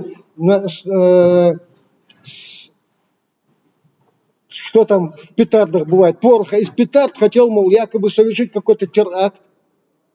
Когда в RFI на сайте чеченцев называли открыто террористами, правда, им пришлось извиниться, они принесли извинения. Это же сегодня происходит в отношении украинцев. Здесь опять-таки присутствует эта аналогия. Опять уже идет дискредитация украинцев. Уже там начали писать, что они там все якобы пьянствуют, что они там на других машинах ездят и так далее, что они требуют от себя каких-то там, для себя каких-то там поблажек, которые, мол, невозможно представить. Но сегодня, если на Украине Россию не остановят, я абсолютно уверен, что можем повторить и на Берлин, что эти танки российские могут, потому что Европа, к сожалению, благосостояние граждан и мир готовы обменять на свободу. Вторая мировая война это показала. Если кто-то забыл, то как Гитлер захватил европейскую территорию Европы, это был, что называется, вот это был блицкриг. И потом, как долго эти народы отвоевывали свободу и какой большой ценой. Сегодня второй Гитлер еще хуже и страшнее, потому что если тот хоть что-то для своего народа делал, автобаны, которые Гитлер проложил когда-то, при нем проложили, до сих пор существуют. Промышленность, там, технологии, которые тогда начались подъем, до сих пор существуют. Я не буду говорить, не хочу искать у него положительных качеств, но они есть. А у Путина что есть? Кроме ненависти, презрения ко всем народам, в том числе, в первую очередь, своему русскому народу, что бы он ни говорил. Этот режим опаснее гитлеровского. Он намного опаснее. Он вооружен ядерным оружием. Сегодня Украину, хотим мы того, не хотим, правы они, не правы, обязаны защищать все, у кого есть мозги в голове и сердце стучит здесь. Потому что после этого уже будет нечего защищать. Потому что остальные сольются. Вот что я хотел сказать. А теперь, что по поводу, что вот все время говорят о нарушениях прав человека и признании геноцидов там и так далее. К сожалению, нам это пользу не несет. Да, нам это приятно слышать. Нарушение прав человека есть в любой стране. Понимаете, это просто нам, что называется, говорят, женщины любят ушами, некоторые мужчины тоже любят ушами. Нам эти сладкие речи не нужны. Хотите сотрудничества с Ичкерией? Пожалуйста, на равноправной основе. Сегодня Украина повторяет один под кальку путь Грузии. То же самое делает. Я когда этим представителям украинских властей, с которыми нахожусь в контакте, я им говорю, вот неприятно слушать. Я им сказал, что я не собираюсь вам делать комплименты. Если вы хотите услышать комплименты, слушайте своих блогеров, которые рассказывают, как вы перемалываете. Вы перемалываете, а Россия наступает. Как это так? Вы перемалываете, а Россия наступает. Россия потихоньку проталкивает свой план. Россия в первую очередь будет дестабилизировать Запад через Украину. Украина сегодня это инструмент. Она из субъекта превратилась в объект манипуляций. Вот это вот и украинцы должны понять, и мы должны понять. Поэтому мы должны помочь Украине стать субъектом международного права. Мы должны донести это их политикам. Мы не должны говорить им какие-то приятные вещи. Мы не сватаемся. Мы чеченцы. Чеченцы обязаны, должны говорить правду. Вот это мой принцип. Бехтл был, я перешел на эмоции.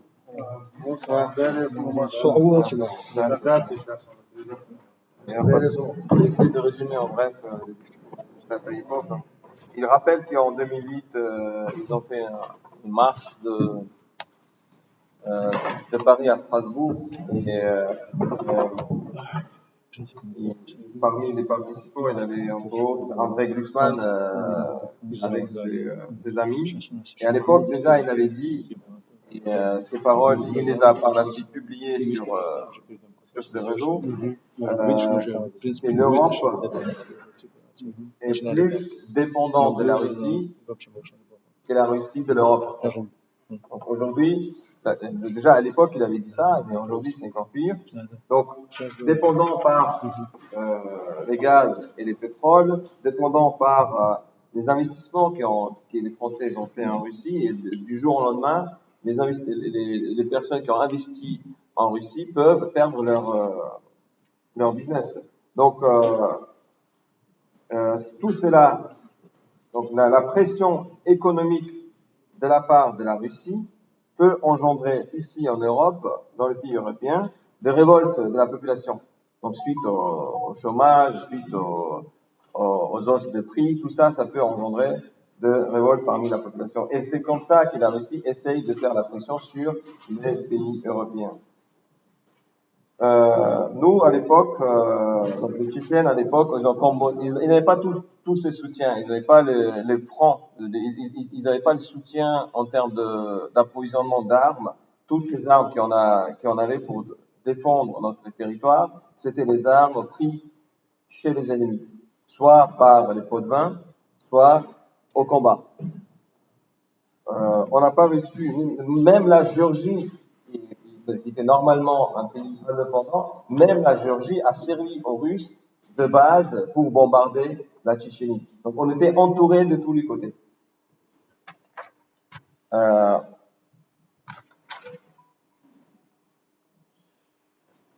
Donc les messages de Moussa Tayyipov consistent dans le fait que la dépendance de l'Europe de la Russie est grande, et que si on néglige cette situation, étant donné qu'on n'a rien fait déjà depuis des années, maintenant la Russie est aux portes de l'Europe et elle va tout faire pour poursuivre cette agression.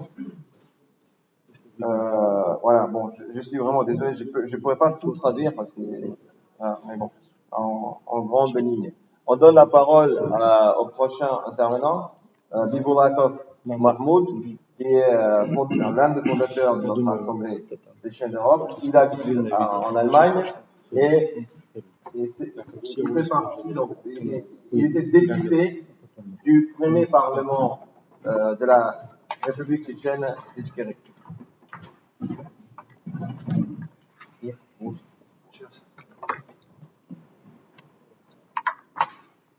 Бисмиллахир-рахманир-рахим. Ассаламу алейкум ва рахматуллахи ва баракатуху. Чеченское приветствие в соответствии с нашим исламом.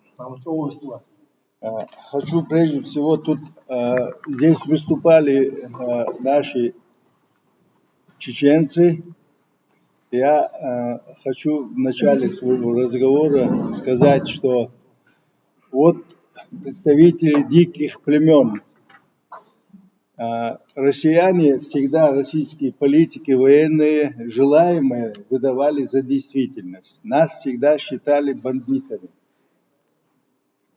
Вот, пожалуйста, мы, когда Европа за провинность схватывала христианина, привязывала к дереву, потрошила живот и привязывала к этому дереву, в это время чеченцы жили в 3-4-этажных башнях, имели до сих пор самую лучшую форму одежды. И мы, когда русские ходили в своих этих лаптях, чеченцы ходили в кожаных сапогах. Вот такие мы чеченцы. Потом я хочу сказать, как всегда, истина познается в сравнении. Вот сегодня появилась большая возможность сравнить, прежде всего, украинцам и всему миру, сравнить, что делалось в Чечне, потому что сегодня широко освещается в Украине. Вот этот геноцид, вот это зверство, вот это незаконные преступления, которые совершались над чеченским народом тихо, втихую. И прежде всего финансировали европейские лидеры и американские вот этот геноцид. Ладно, геноцид физический для чеченцев это ничего нового в этом нету, но сегодня идет в Чечне духовный геноцид. И они в этом деле очень большие успехи имеют. В школе начали преподавать историю чеченцев. И в этой истории школьникам, 6-7-классникам объясняют, что чеченцы произошли, все нации произошли от русских. Уже дошло до такого идиотизма, что начали детей, мозги им выправлять на свой лад. Дальше.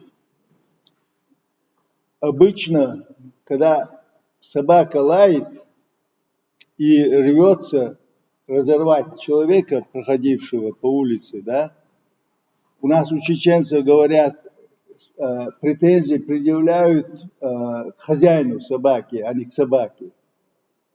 Вот точно так же некоторые критикуют чеченцев, что вы мало говорите про вашего пехотинца, больше все время вы прете на этого Путина. Так Путин хозяин. Остальные не имеют никакого значения. Мы прекрасно знаем, кто они, откуда произошли, и что у них почти нет ничего чеченского, есть только лакейское, которое сегодня выпирает прямо наглую. Потом, что я еще хотел сказать.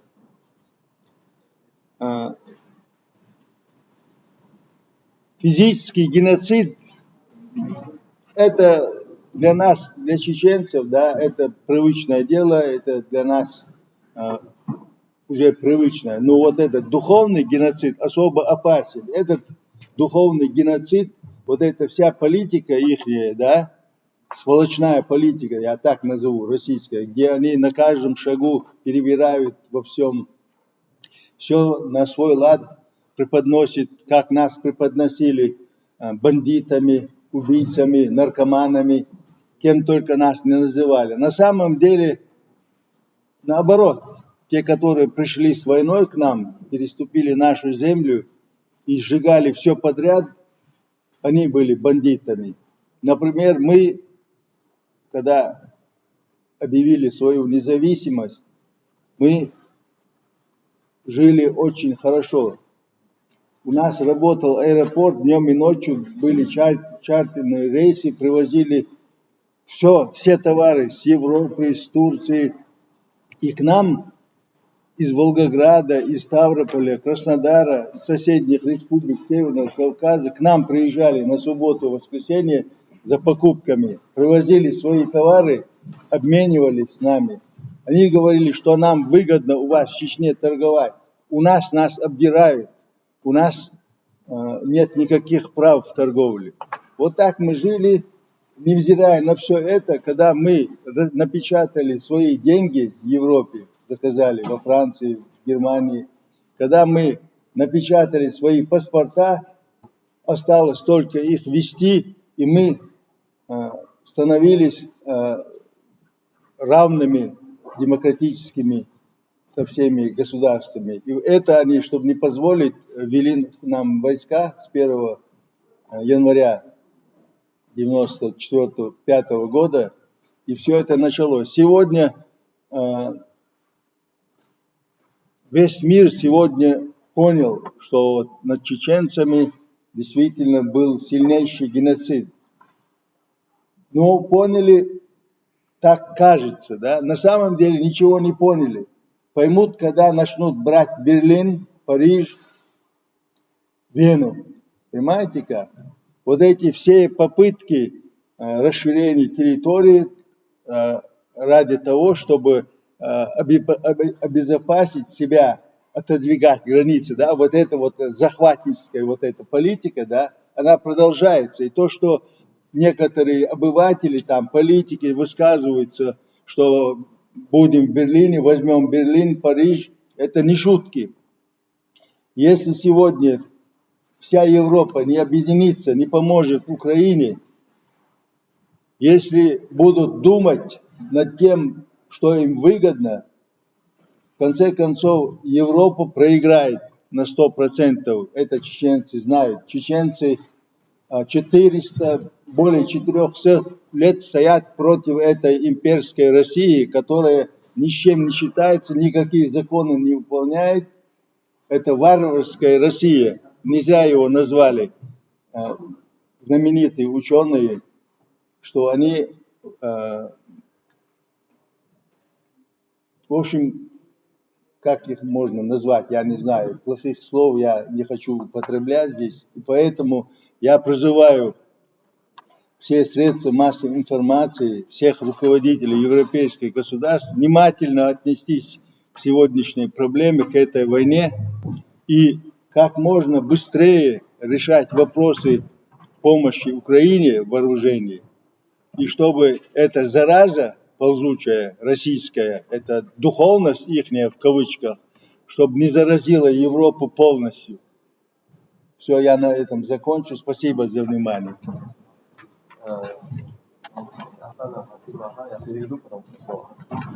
Donc, je vais traduire le discours de Mahmoud Boulouator.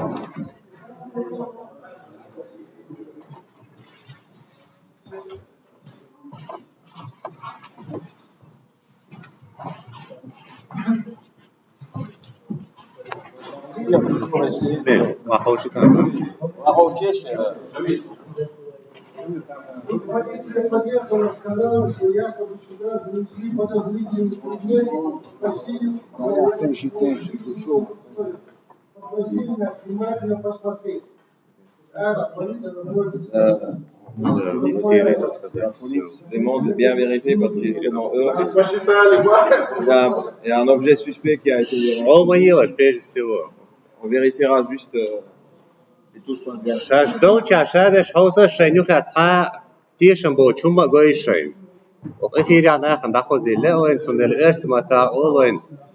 Нам сообщили только что подъехала полиция, сделали вызов из-за того, что есть вероятность, что занесли в помещение подозрительный предмет, и мы сейчас осматриваем помещение, тут же присутствует полиция.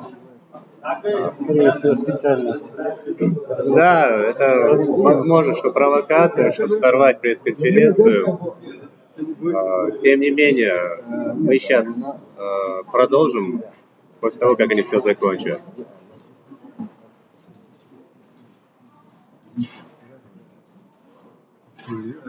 Дать что им? Вот сейчас вот то, что пришло. Да, вот мирно. Да. Да, сейчас. Сейчас я на камеру.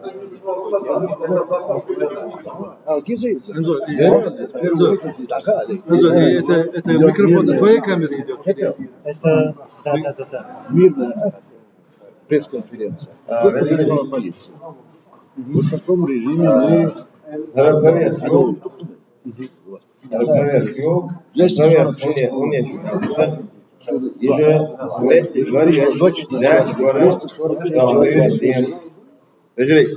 Kadosh alitish.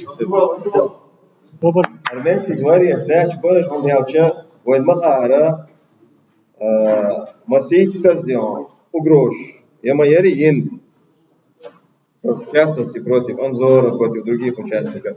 Сюда иш казаар алячбар иш хойшбар шейца подозрительный он кича а что бяхн хойшбуш. Сюда ца وين дё али هردو يرى وده بنات وين والله ديش موضوع إدريش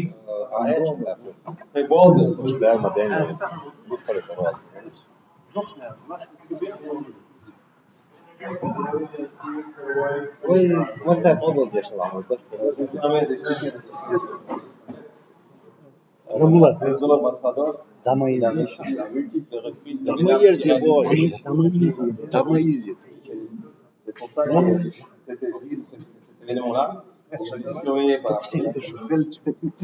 Et étant donné qu'ils ont pu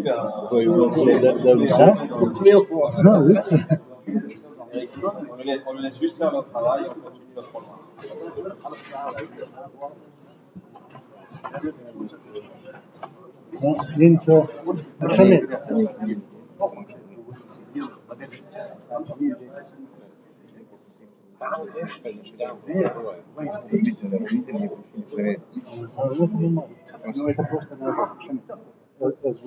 Я только что озвучил.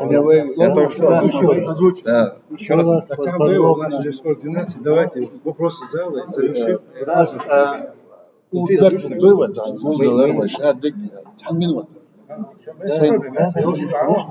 Сколько угодно.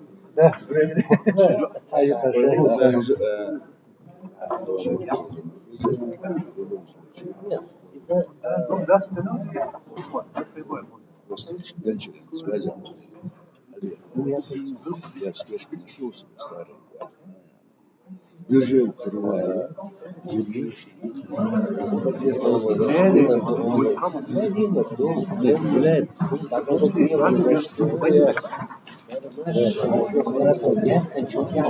сертификат. А я их раньше Donc, encore une fois, прошло 20 минут, c'est pour la sécurité de la police était dehors, ils ont surveillé cet endroit, ils ont surtout l'entrée. Et étant donné qu'ils ont vu un objet un peu suspect entrer dans le bâtiment, ils ont pris la décision de faire un contrôle à l'intérieur. On les remercie pour leur attention. La sécurité de tous, parce que comme dit, c'est pas comme si on était dans de presse habituelle. Aujourd'hui, parmi nous, il y a des gens qui ont été en Ukraine, des gens qui dans leur travail quotidien critiquent les régimes et qui ont déjà reçu des menaces directes de la part de représentants du régime en Ukraine. Et en plus, plusieurs menaces ont été exécutées au cours des dernières années. On a déjà plusieurs personnes qui ont été tuées, on a déjà plusieurs personnes sur lesquelles il y a eu des tentatives tentatives d'assassinat. Donc, merci. Oui. يجي كنت أحكي عن بليسي دكتور بروش وديلا خيرا بوديلا إيش وين بيحكم مش لا واجا هم بوش بيحكم بس تسجل في بحر البحر دي سودات سجع وش هو يكون المحكى عديش دو وين عمل وديش وين دول ديش بوش وين العيش والسكيورتي يبوش بوش المحكى ده لا تعمل يشتغل خير من هم دوتي هلا شوشتي هلا ولا داش لا شيء بليس هلا بفكر احنا يدي هنلف يا يولي نشوف يا كان شيء بوم بيشتوش استمر ليش هذا هنس شامل ايوه هنس هجوستوا عمل الشقوه اللي شوالي دوله عمل هنس كتعمل وقت حاشي قام يشقه يقن شوجا تحجم صوب اللي خلى بيوش وقاد دوله خدو خبر خان تسوى احد لدو وش مستر عشان انا خان ياخذ خد حلوه يو دام العوام عمرها سبب شق يحشش شو زاد شو حكيت كشدلا وين كيف يتوقع حكيت كشدلا سان جيب شد العيا زوريو يوغا دل ان تشيمش اللي يفيوه صوت حق اسوي كاش في بوكو يقولوا حقها جو شو ده يدوق كم بين شو ده دعوه دول ده انا عزويست ولا سلام Маша, лежи. Да, кан. Дерез хуш. Да си дольш. Так, вы году уж более 600 буянзур. Онлайн связи. Это версия мотоцикла, что вот заволося, там вы хош получаем. И теперь обращаясь к нашим гражданам, сочувствующим, кто находится в прямом эфире онлайн, что вот в таком режиме чеченский народ и сторонники национально-освободительного движения в лице Махмуда Бибулатова находится в зале, в лице, он же депутат первого созыва, и в лице сторонников независимости, которые своим духом, трудом прошедшие и первую русско-чеченскую войну, и вторую чеченскую войну, и сегодня, которые продолжают, как я имел честь представлять как первого президента, так и второго президента, чем и горжусь.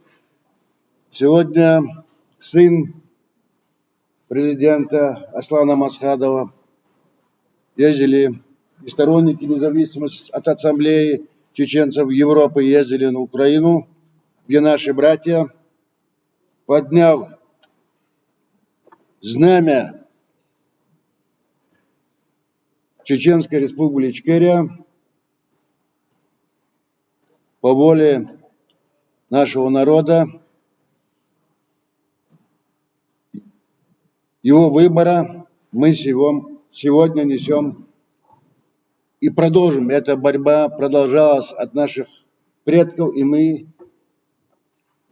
представители, будем продолжать и передавать следующему поколению. Это наш долг. И самое главное, для чего мы сегодня собрались, я считаю, что сегодня Украина и весь мир увидел истинное лицо. Чеченский народ это хорошо понимал, который на своей шкуре это испытал. И по сегодняшний день геноцид моего народа продолжается. В этой ситуации, тогда, когда Украина собирает материалы, я знаю, в Эстонии следователи, представители, эксперты поехали для сбора материала по геноциду украинского народа. И в этот момент мы не должны, у нас имеется достаточно юристов, историков, мы должны, вот эта параллель между Украиной и Ичкерией, мы должны вместе собрать этот материал, и все это должно привести, это наша цель, к международному трибуналу. Туда же может присоединиться, в том числе и Грузия. Не здесь, Джамбула. Туда же должны быть. И в общем, догадывали, дал могла. Арбуах сацана бац, есацо, ещац, дал могла. Основу, дал. Садах марш, вейцадал, а вентихе. Дал пурблоловай. Аллаху акбар. Дал сидоч. Барка.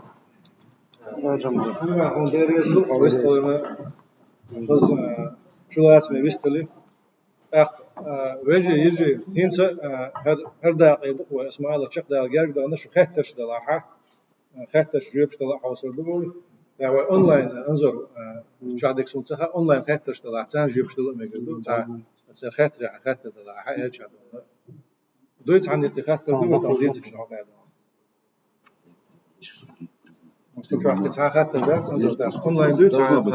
Не, он заучил, да, он хата. Само кюгош, вот сагис он. Салош, висталеш. Говорю. Да нет, всегда полден. Сигара хада мегадон. Что мегадон, а что лати чит. А же микрофон он еза, а?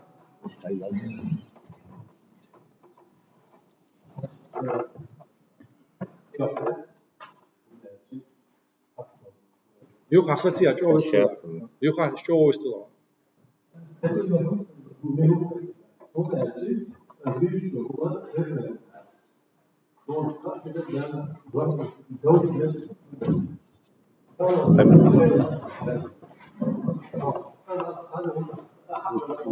C'est raison.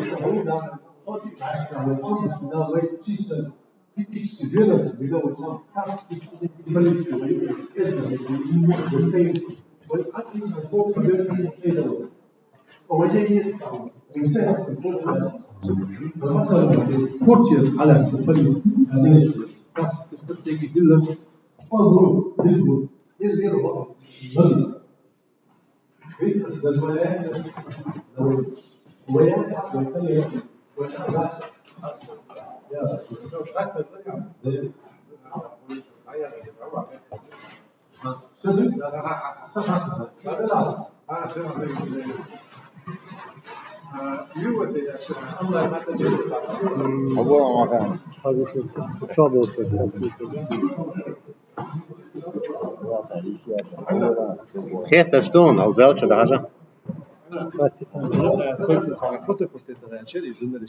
Cemule, Allah hete stone, that's a doilan. Ibrahim Bahajah.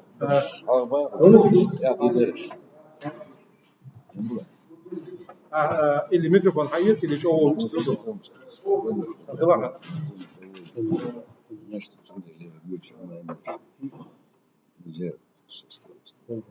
Une seconde. La question? Ayak geçelenat. Поезд дешево. تأقلم. Ничего. Зубы хорошо.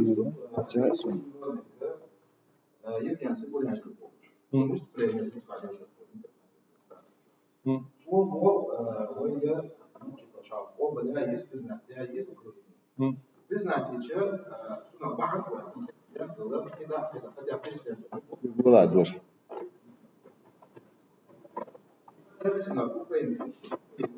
Общее признательно, просто он что получил, что ему осталось. Это даст фактор, тому, чтобы его близкие знали, и больше, и так далее.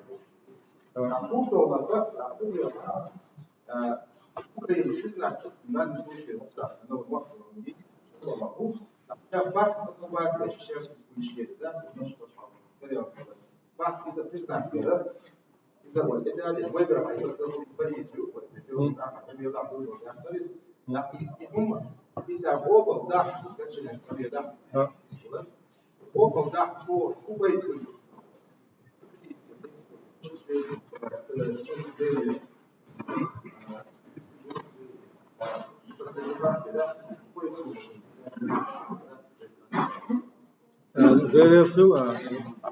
إذا признать, да, наши коече وبعد إذا ونحشي أو مارس نحبيا بول وأون خوش شيء استطوع من قدر جنبلا هذا استطوع دون سمش وتان قول دولار معن هدو إنس عدل دولار برصدي سون معن دولارس ويبوقش болфок бой. Вот как раз мы делаем для признания Чеченской Республики Ичкерия, мы делаем шаги. И там бой гулдалар и цаквак бом. Шоллого асхагайрк цаур халх. Было преступление, должно быть наказание. Международный трибунал. Наксон свой юг и долгой. Украина, Ичкерия, Грузия. Так, это и есть признание. وين ديزرق مدي دال على خلقنا على مسلو منا ما تدقش عيش وانت قاعدين وخلقنا وعاتر يمجرون трибунал вот это и есть признание Чеченской Республики Ичкерия. Таком вой мяш цадан вой юкер тошвек аткинвек дешнвек масан ценвек иманавек хажа лаурдоваем тогда аж ом чакбачай مش بعرفش ايش هو دور دوشون تعايل بيومش كريستا باق بال ساتانيست دا مجدك اوردوق مجدك يوروبا واخوات دي حالا دينا جنش اردوش غاسك متا ديلت ارشوش اشتاتيس تاقس بو سانكورتشو اسكورر اردردو اتارداش تولامس خندوخ حقيقة سيوش حجم حاصل أنا просто подойти حلق وردي حلقات ستيتش конечно мы с вами داخل вес دير جيمشنا وقت ومنا حيش حنشوا حندوزن داخل ما وزي ده دعوالي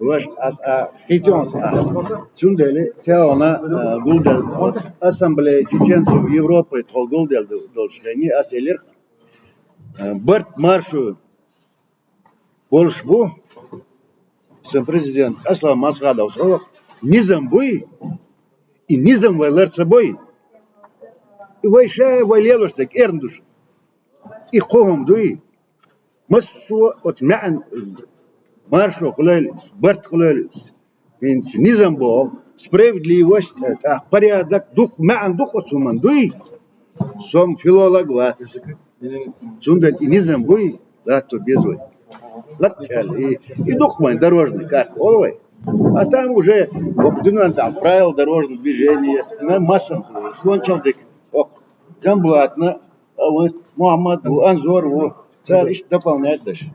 Таур давай, да, мало. Женит бомбац. Не, она больше. Это отдельно ей нужно для презентации. Сам? Да, ты если не хочешь, можешь сказать, не проблема. Не, мать, ухожу душа. Это цемеки сюда. Не, она хочет его признать, но если не отказывается, она просто признает. Да, абсолютно, да.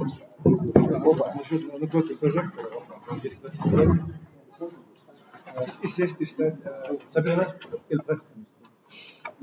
Рабочий процесс, Ющин, все нормально. Шамиль, давай завершаем. По вопросу приумодели, да?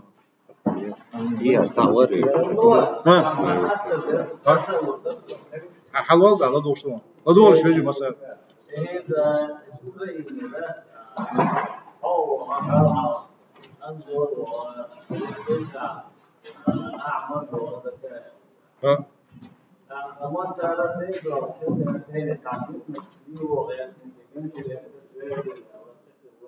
На самом деле, на Ичкерии, какие представители, они хотят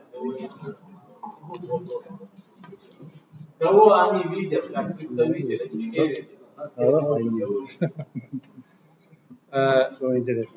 وإما دوي وقلنا لقى إنسلام الله شغل ده قيدو وكونفرنسي نقشي قوم قولم حق آخر دوه سلامة تحصيل إدور شدو يخاطر شاخي خيتون يخاطر هم يعني وين تعجين لازم يدوز مصر جنرال شدو مصر ضغط حكمش دو وين شاخي لازم يدوز دام الله خود جواب وشو دا آخر دو كونفرنس مس دوت سيجر إيردو هر دت إخوات لي وين خا إنز وين دو بيوجل هو ورت ماشو تان أورجانيزاتي بخشوا حالهم دونا هاد دت إداري قيرش دونا حلقي وتعدل الدنيا على داعي تجيتش اللي تغير دير قوي نيت ما قوتش مصر بعناش ديلوش دونا ترى وتعدل شلي حالة الدنيا أنا ويت قمة ده ترى ناس أوكرانينا ناس أوكرانيا شغل دعكة الدنيا يدق وترى مصر الدنيا ناس أوكرانيا شو حجم دونا شو حجم الدنيا نقل بتش حلقي بتش شو بتصير عيدل شو طبعا أقدر سنة وينو آخر جت يوش تعيدل دوش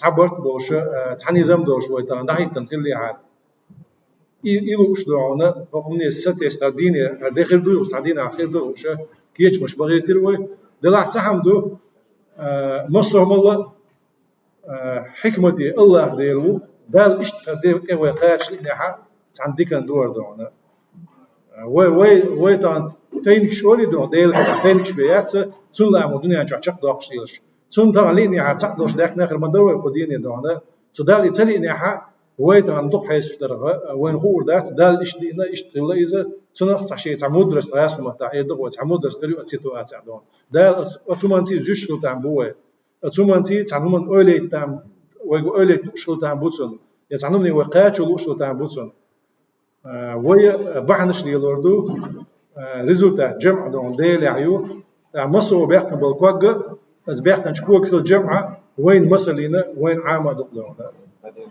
عيدوش ناس عايشين كلش ويتعدوش ديزر ترى وين اخيرش بوقش دونا انزوري لا دينا تاع غازوك لوش باتشي كان بور سيغلا دينا تاع سيغال نوتش باتاليون شلونا شي منصور باتاليون كيغل عوال مسلم ادم اسمايو جخر صبر باتاليون كيغل عوال ايش تيجوانو احمد تطان وي كيش عش بوقش شو نعبد يقال كل ده كده بده يصير بوش دونا كيش بوقش وين دونا يدوق وين دونا هم يوقع بوش ده حال دونا Abbiamo detto che vogliamo Muhammadu e sulla Rafa. Вовзе Талесон, координатор ассамблеи чеченцев. Да, ويقولين الجمانيتار كما يدري شنو لاست. تيم حكم طيبة. ما يبغى خيرنا يوروب. Это пресс-конференция по Украине, потом по съезду. Украина, да, все, да, все. Войдину, خيرنا كاتان. والعيسى ددو وين правозащитный. ناخن تخيل جزء. هذا محمد شو مسا ما خير ده تان وزي فيش واتسر بوع باش وطن. قول شو دو. و Ассамблея чеченцев Европы Кюгл Говора, Хошерну Амбиачу для Украины, ويقوزنوخ диаспору были на гуманитарной помощи на Украине, ходящие, и даю раньше Украина, وأشيس Ассамблея чеченцев Европы да, لأتلو محمد سجاحة يدعو عنشه وغيرك диаспору سنويستا ولش يبين بوابو سنة دقة وغشاء حاول دوش يقدر مو خد. جمهور دريس في الإذاعة شغلة كانت دريس مثلا داخل دريس في الوجه прежде всего ассамблея сбор беш халар доузет лерсон халар лахайс раз мы включили выдала побить виз альцафетсон хотя прямой эфир местным самому скачку ладу ассамблея هنسرت بال تنس من بين شو جاي أوكرانيا حاول خينس دل شو جاها ودنيا نخينس ما دليس خينس وين تعدل دب خدوم شو جاها سجاها ويسرونه تعيمج بصحة وشغل تدرس ودنيا ده هو خيل شيء جمع ده خيل شيء نوع شيء تفريق بعد تدرس السودان ده نوع شيء تعيمج تقيج بوش حلا واحد بروباغندا هو هي هوش سودان لا ينتج على بعض ويكنت تكينش تعطيهش باش تيجا انفورماسيون باش بولتا أخو آريات سعودية أسمعش بيش بالبولقة أبشيس الأرجزاتش بيش يوي بوليتيكش قطع وتستوكش عليها تناخد ليلوش بالخي إذا شادك ويقوم بعدو يستيسني وي حل خيسة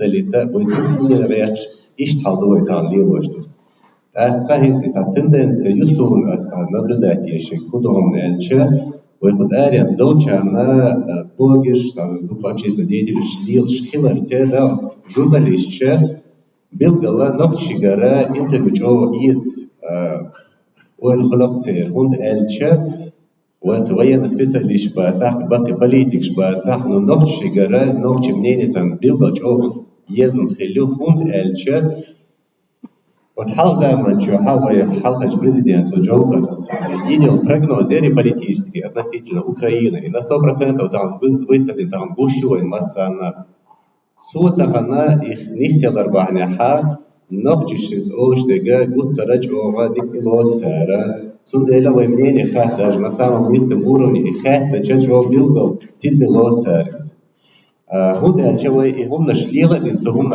نشتغلوا العدوى يتم نشليلنا ويأخذ سكر بعده من حدا كان شو ده خزع حر إنتجراسيون برسش شليل نشتغلوا الدوبي سندلا والأوكرين شخ ويمدك ساعة سبيد قطعا прогнозил أولى وين قطعا политик يشو прогноз дух حوالي даже на 50% нислуш тульщат а многчин практически рядовой обыватель многчина духдик как примерно церь умеет чего распиши цель шую царин анзорта حقدر из позаха цара шей истины ё хата гейтен эл иза многчин духдик хужду хундальше шей эйдал дахик точмах хатар тиахатудик дашдик дуй и многчин там уже хужду заранее хундальше войдем чахдойран дейла позаха حقش توصلش يحاول حقش توصلش ترى أوكرانيا دير دك دوتا خنديش دك دوها يوين عليه تنحل دويس إيش دو يوخد أقوارين زي مدرة قسم لي يغير ديب شوية أوروبا تحيط مخكعبو مصمتها بريس كونفرنس كها ميتينغ شلا هاي بوبليكاتي شلا انترفيو شلا دلو شو تا هو ده موضوع هالشيء وديشنا بس لو تيجي ده شلات إذا ويتسري اللي تصدق شو يدق دو بوجدات ساهك النقش سيدو نقش شاشة حل تاخذ الديلة حل شيء دوزن ديلة ترى شيء ديلاتي هو داخل يشوف بسم الله إيش حلو اختارنا هند انظر سبرت ما شو سكيتشن أرجع هويز بريس كونفرنس يهرا ديريس خير تاقة أوقات خيمة خير تيجايش درس عوالي زون نقمة مية تقدر ليتسا تاقة إيش تقط فور بيوخ بقدر ناخن دقة شو إحتو ويبولش هند ألشة إنفورماسيون بروباغندا وين يوزر شيء وين تان خزر شيء يرسم محكمة سواء قوم إنفورماسيون بلوكاد يو даже وين سير وين بويش بولش ناخ صار دويسو إيش مدات سجاحنس إيش حمديت صار مدات سجاد بالخلق كون تليزا جو إيش مدويس بوش ده внешний пропаганде ерму опять футлуин амвейн имуду ха пухидо что ха сундела وي مدوزر هرقزر دادوزت إحتو بو تهنا هر إحتو وي نيسا بالله الحمد لله ده فيد يعدل ده نيس شو ما ده نيسا دل وده ده بيرتيو ده ملاش عند الرئيس ولي السلام عليكم ورحمة الله Вежливец, воедам, вот я дайерзю, хочу хотя что по-русски скажу, идут в онлайн идут вопросы, но они в основном такие пожелания, удачи, борьбе против России, там призывы там к сотрудничеству украинцев и чеченцев, вопрос призыву объединения чеченского общества, к выбору единого лидера и многие другие пожелания больше, чем вопросы. Больше вопросов в принципе нет. На этом мы завершим нашу первую часть конференции по войне в Украине. Сейчас мы сделаем небольшой перерыв и, иншаллах, во второй части мы приступим к основному вопросу нашего сегодняшнего собрания. Это предстоящий съезд чеченского народа.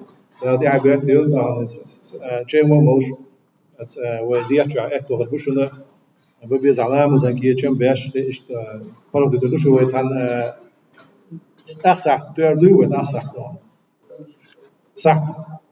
صح دوشن نبريد صح دوشن حوست الشيء وين صح دوش أهداله شو أهداله شيء وهوش أهداله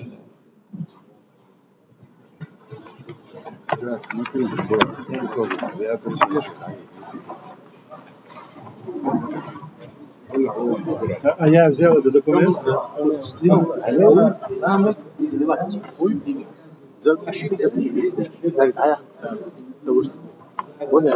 Прямой эфир, мы... Постарайтесь как-то будет. Вежи, вот на этом чале, я мусанбу, шалам, я муж не считаю, а ты лучше да, А вы что, она... О, снимать, Савина Царь, снимать меня, о, прямой эфир, а снимать, Савина Царь,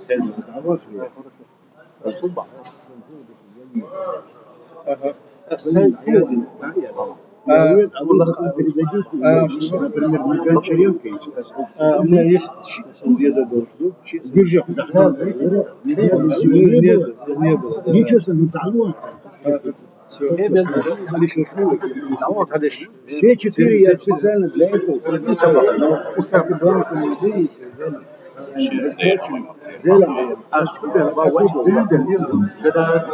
Biraz da kudu, ben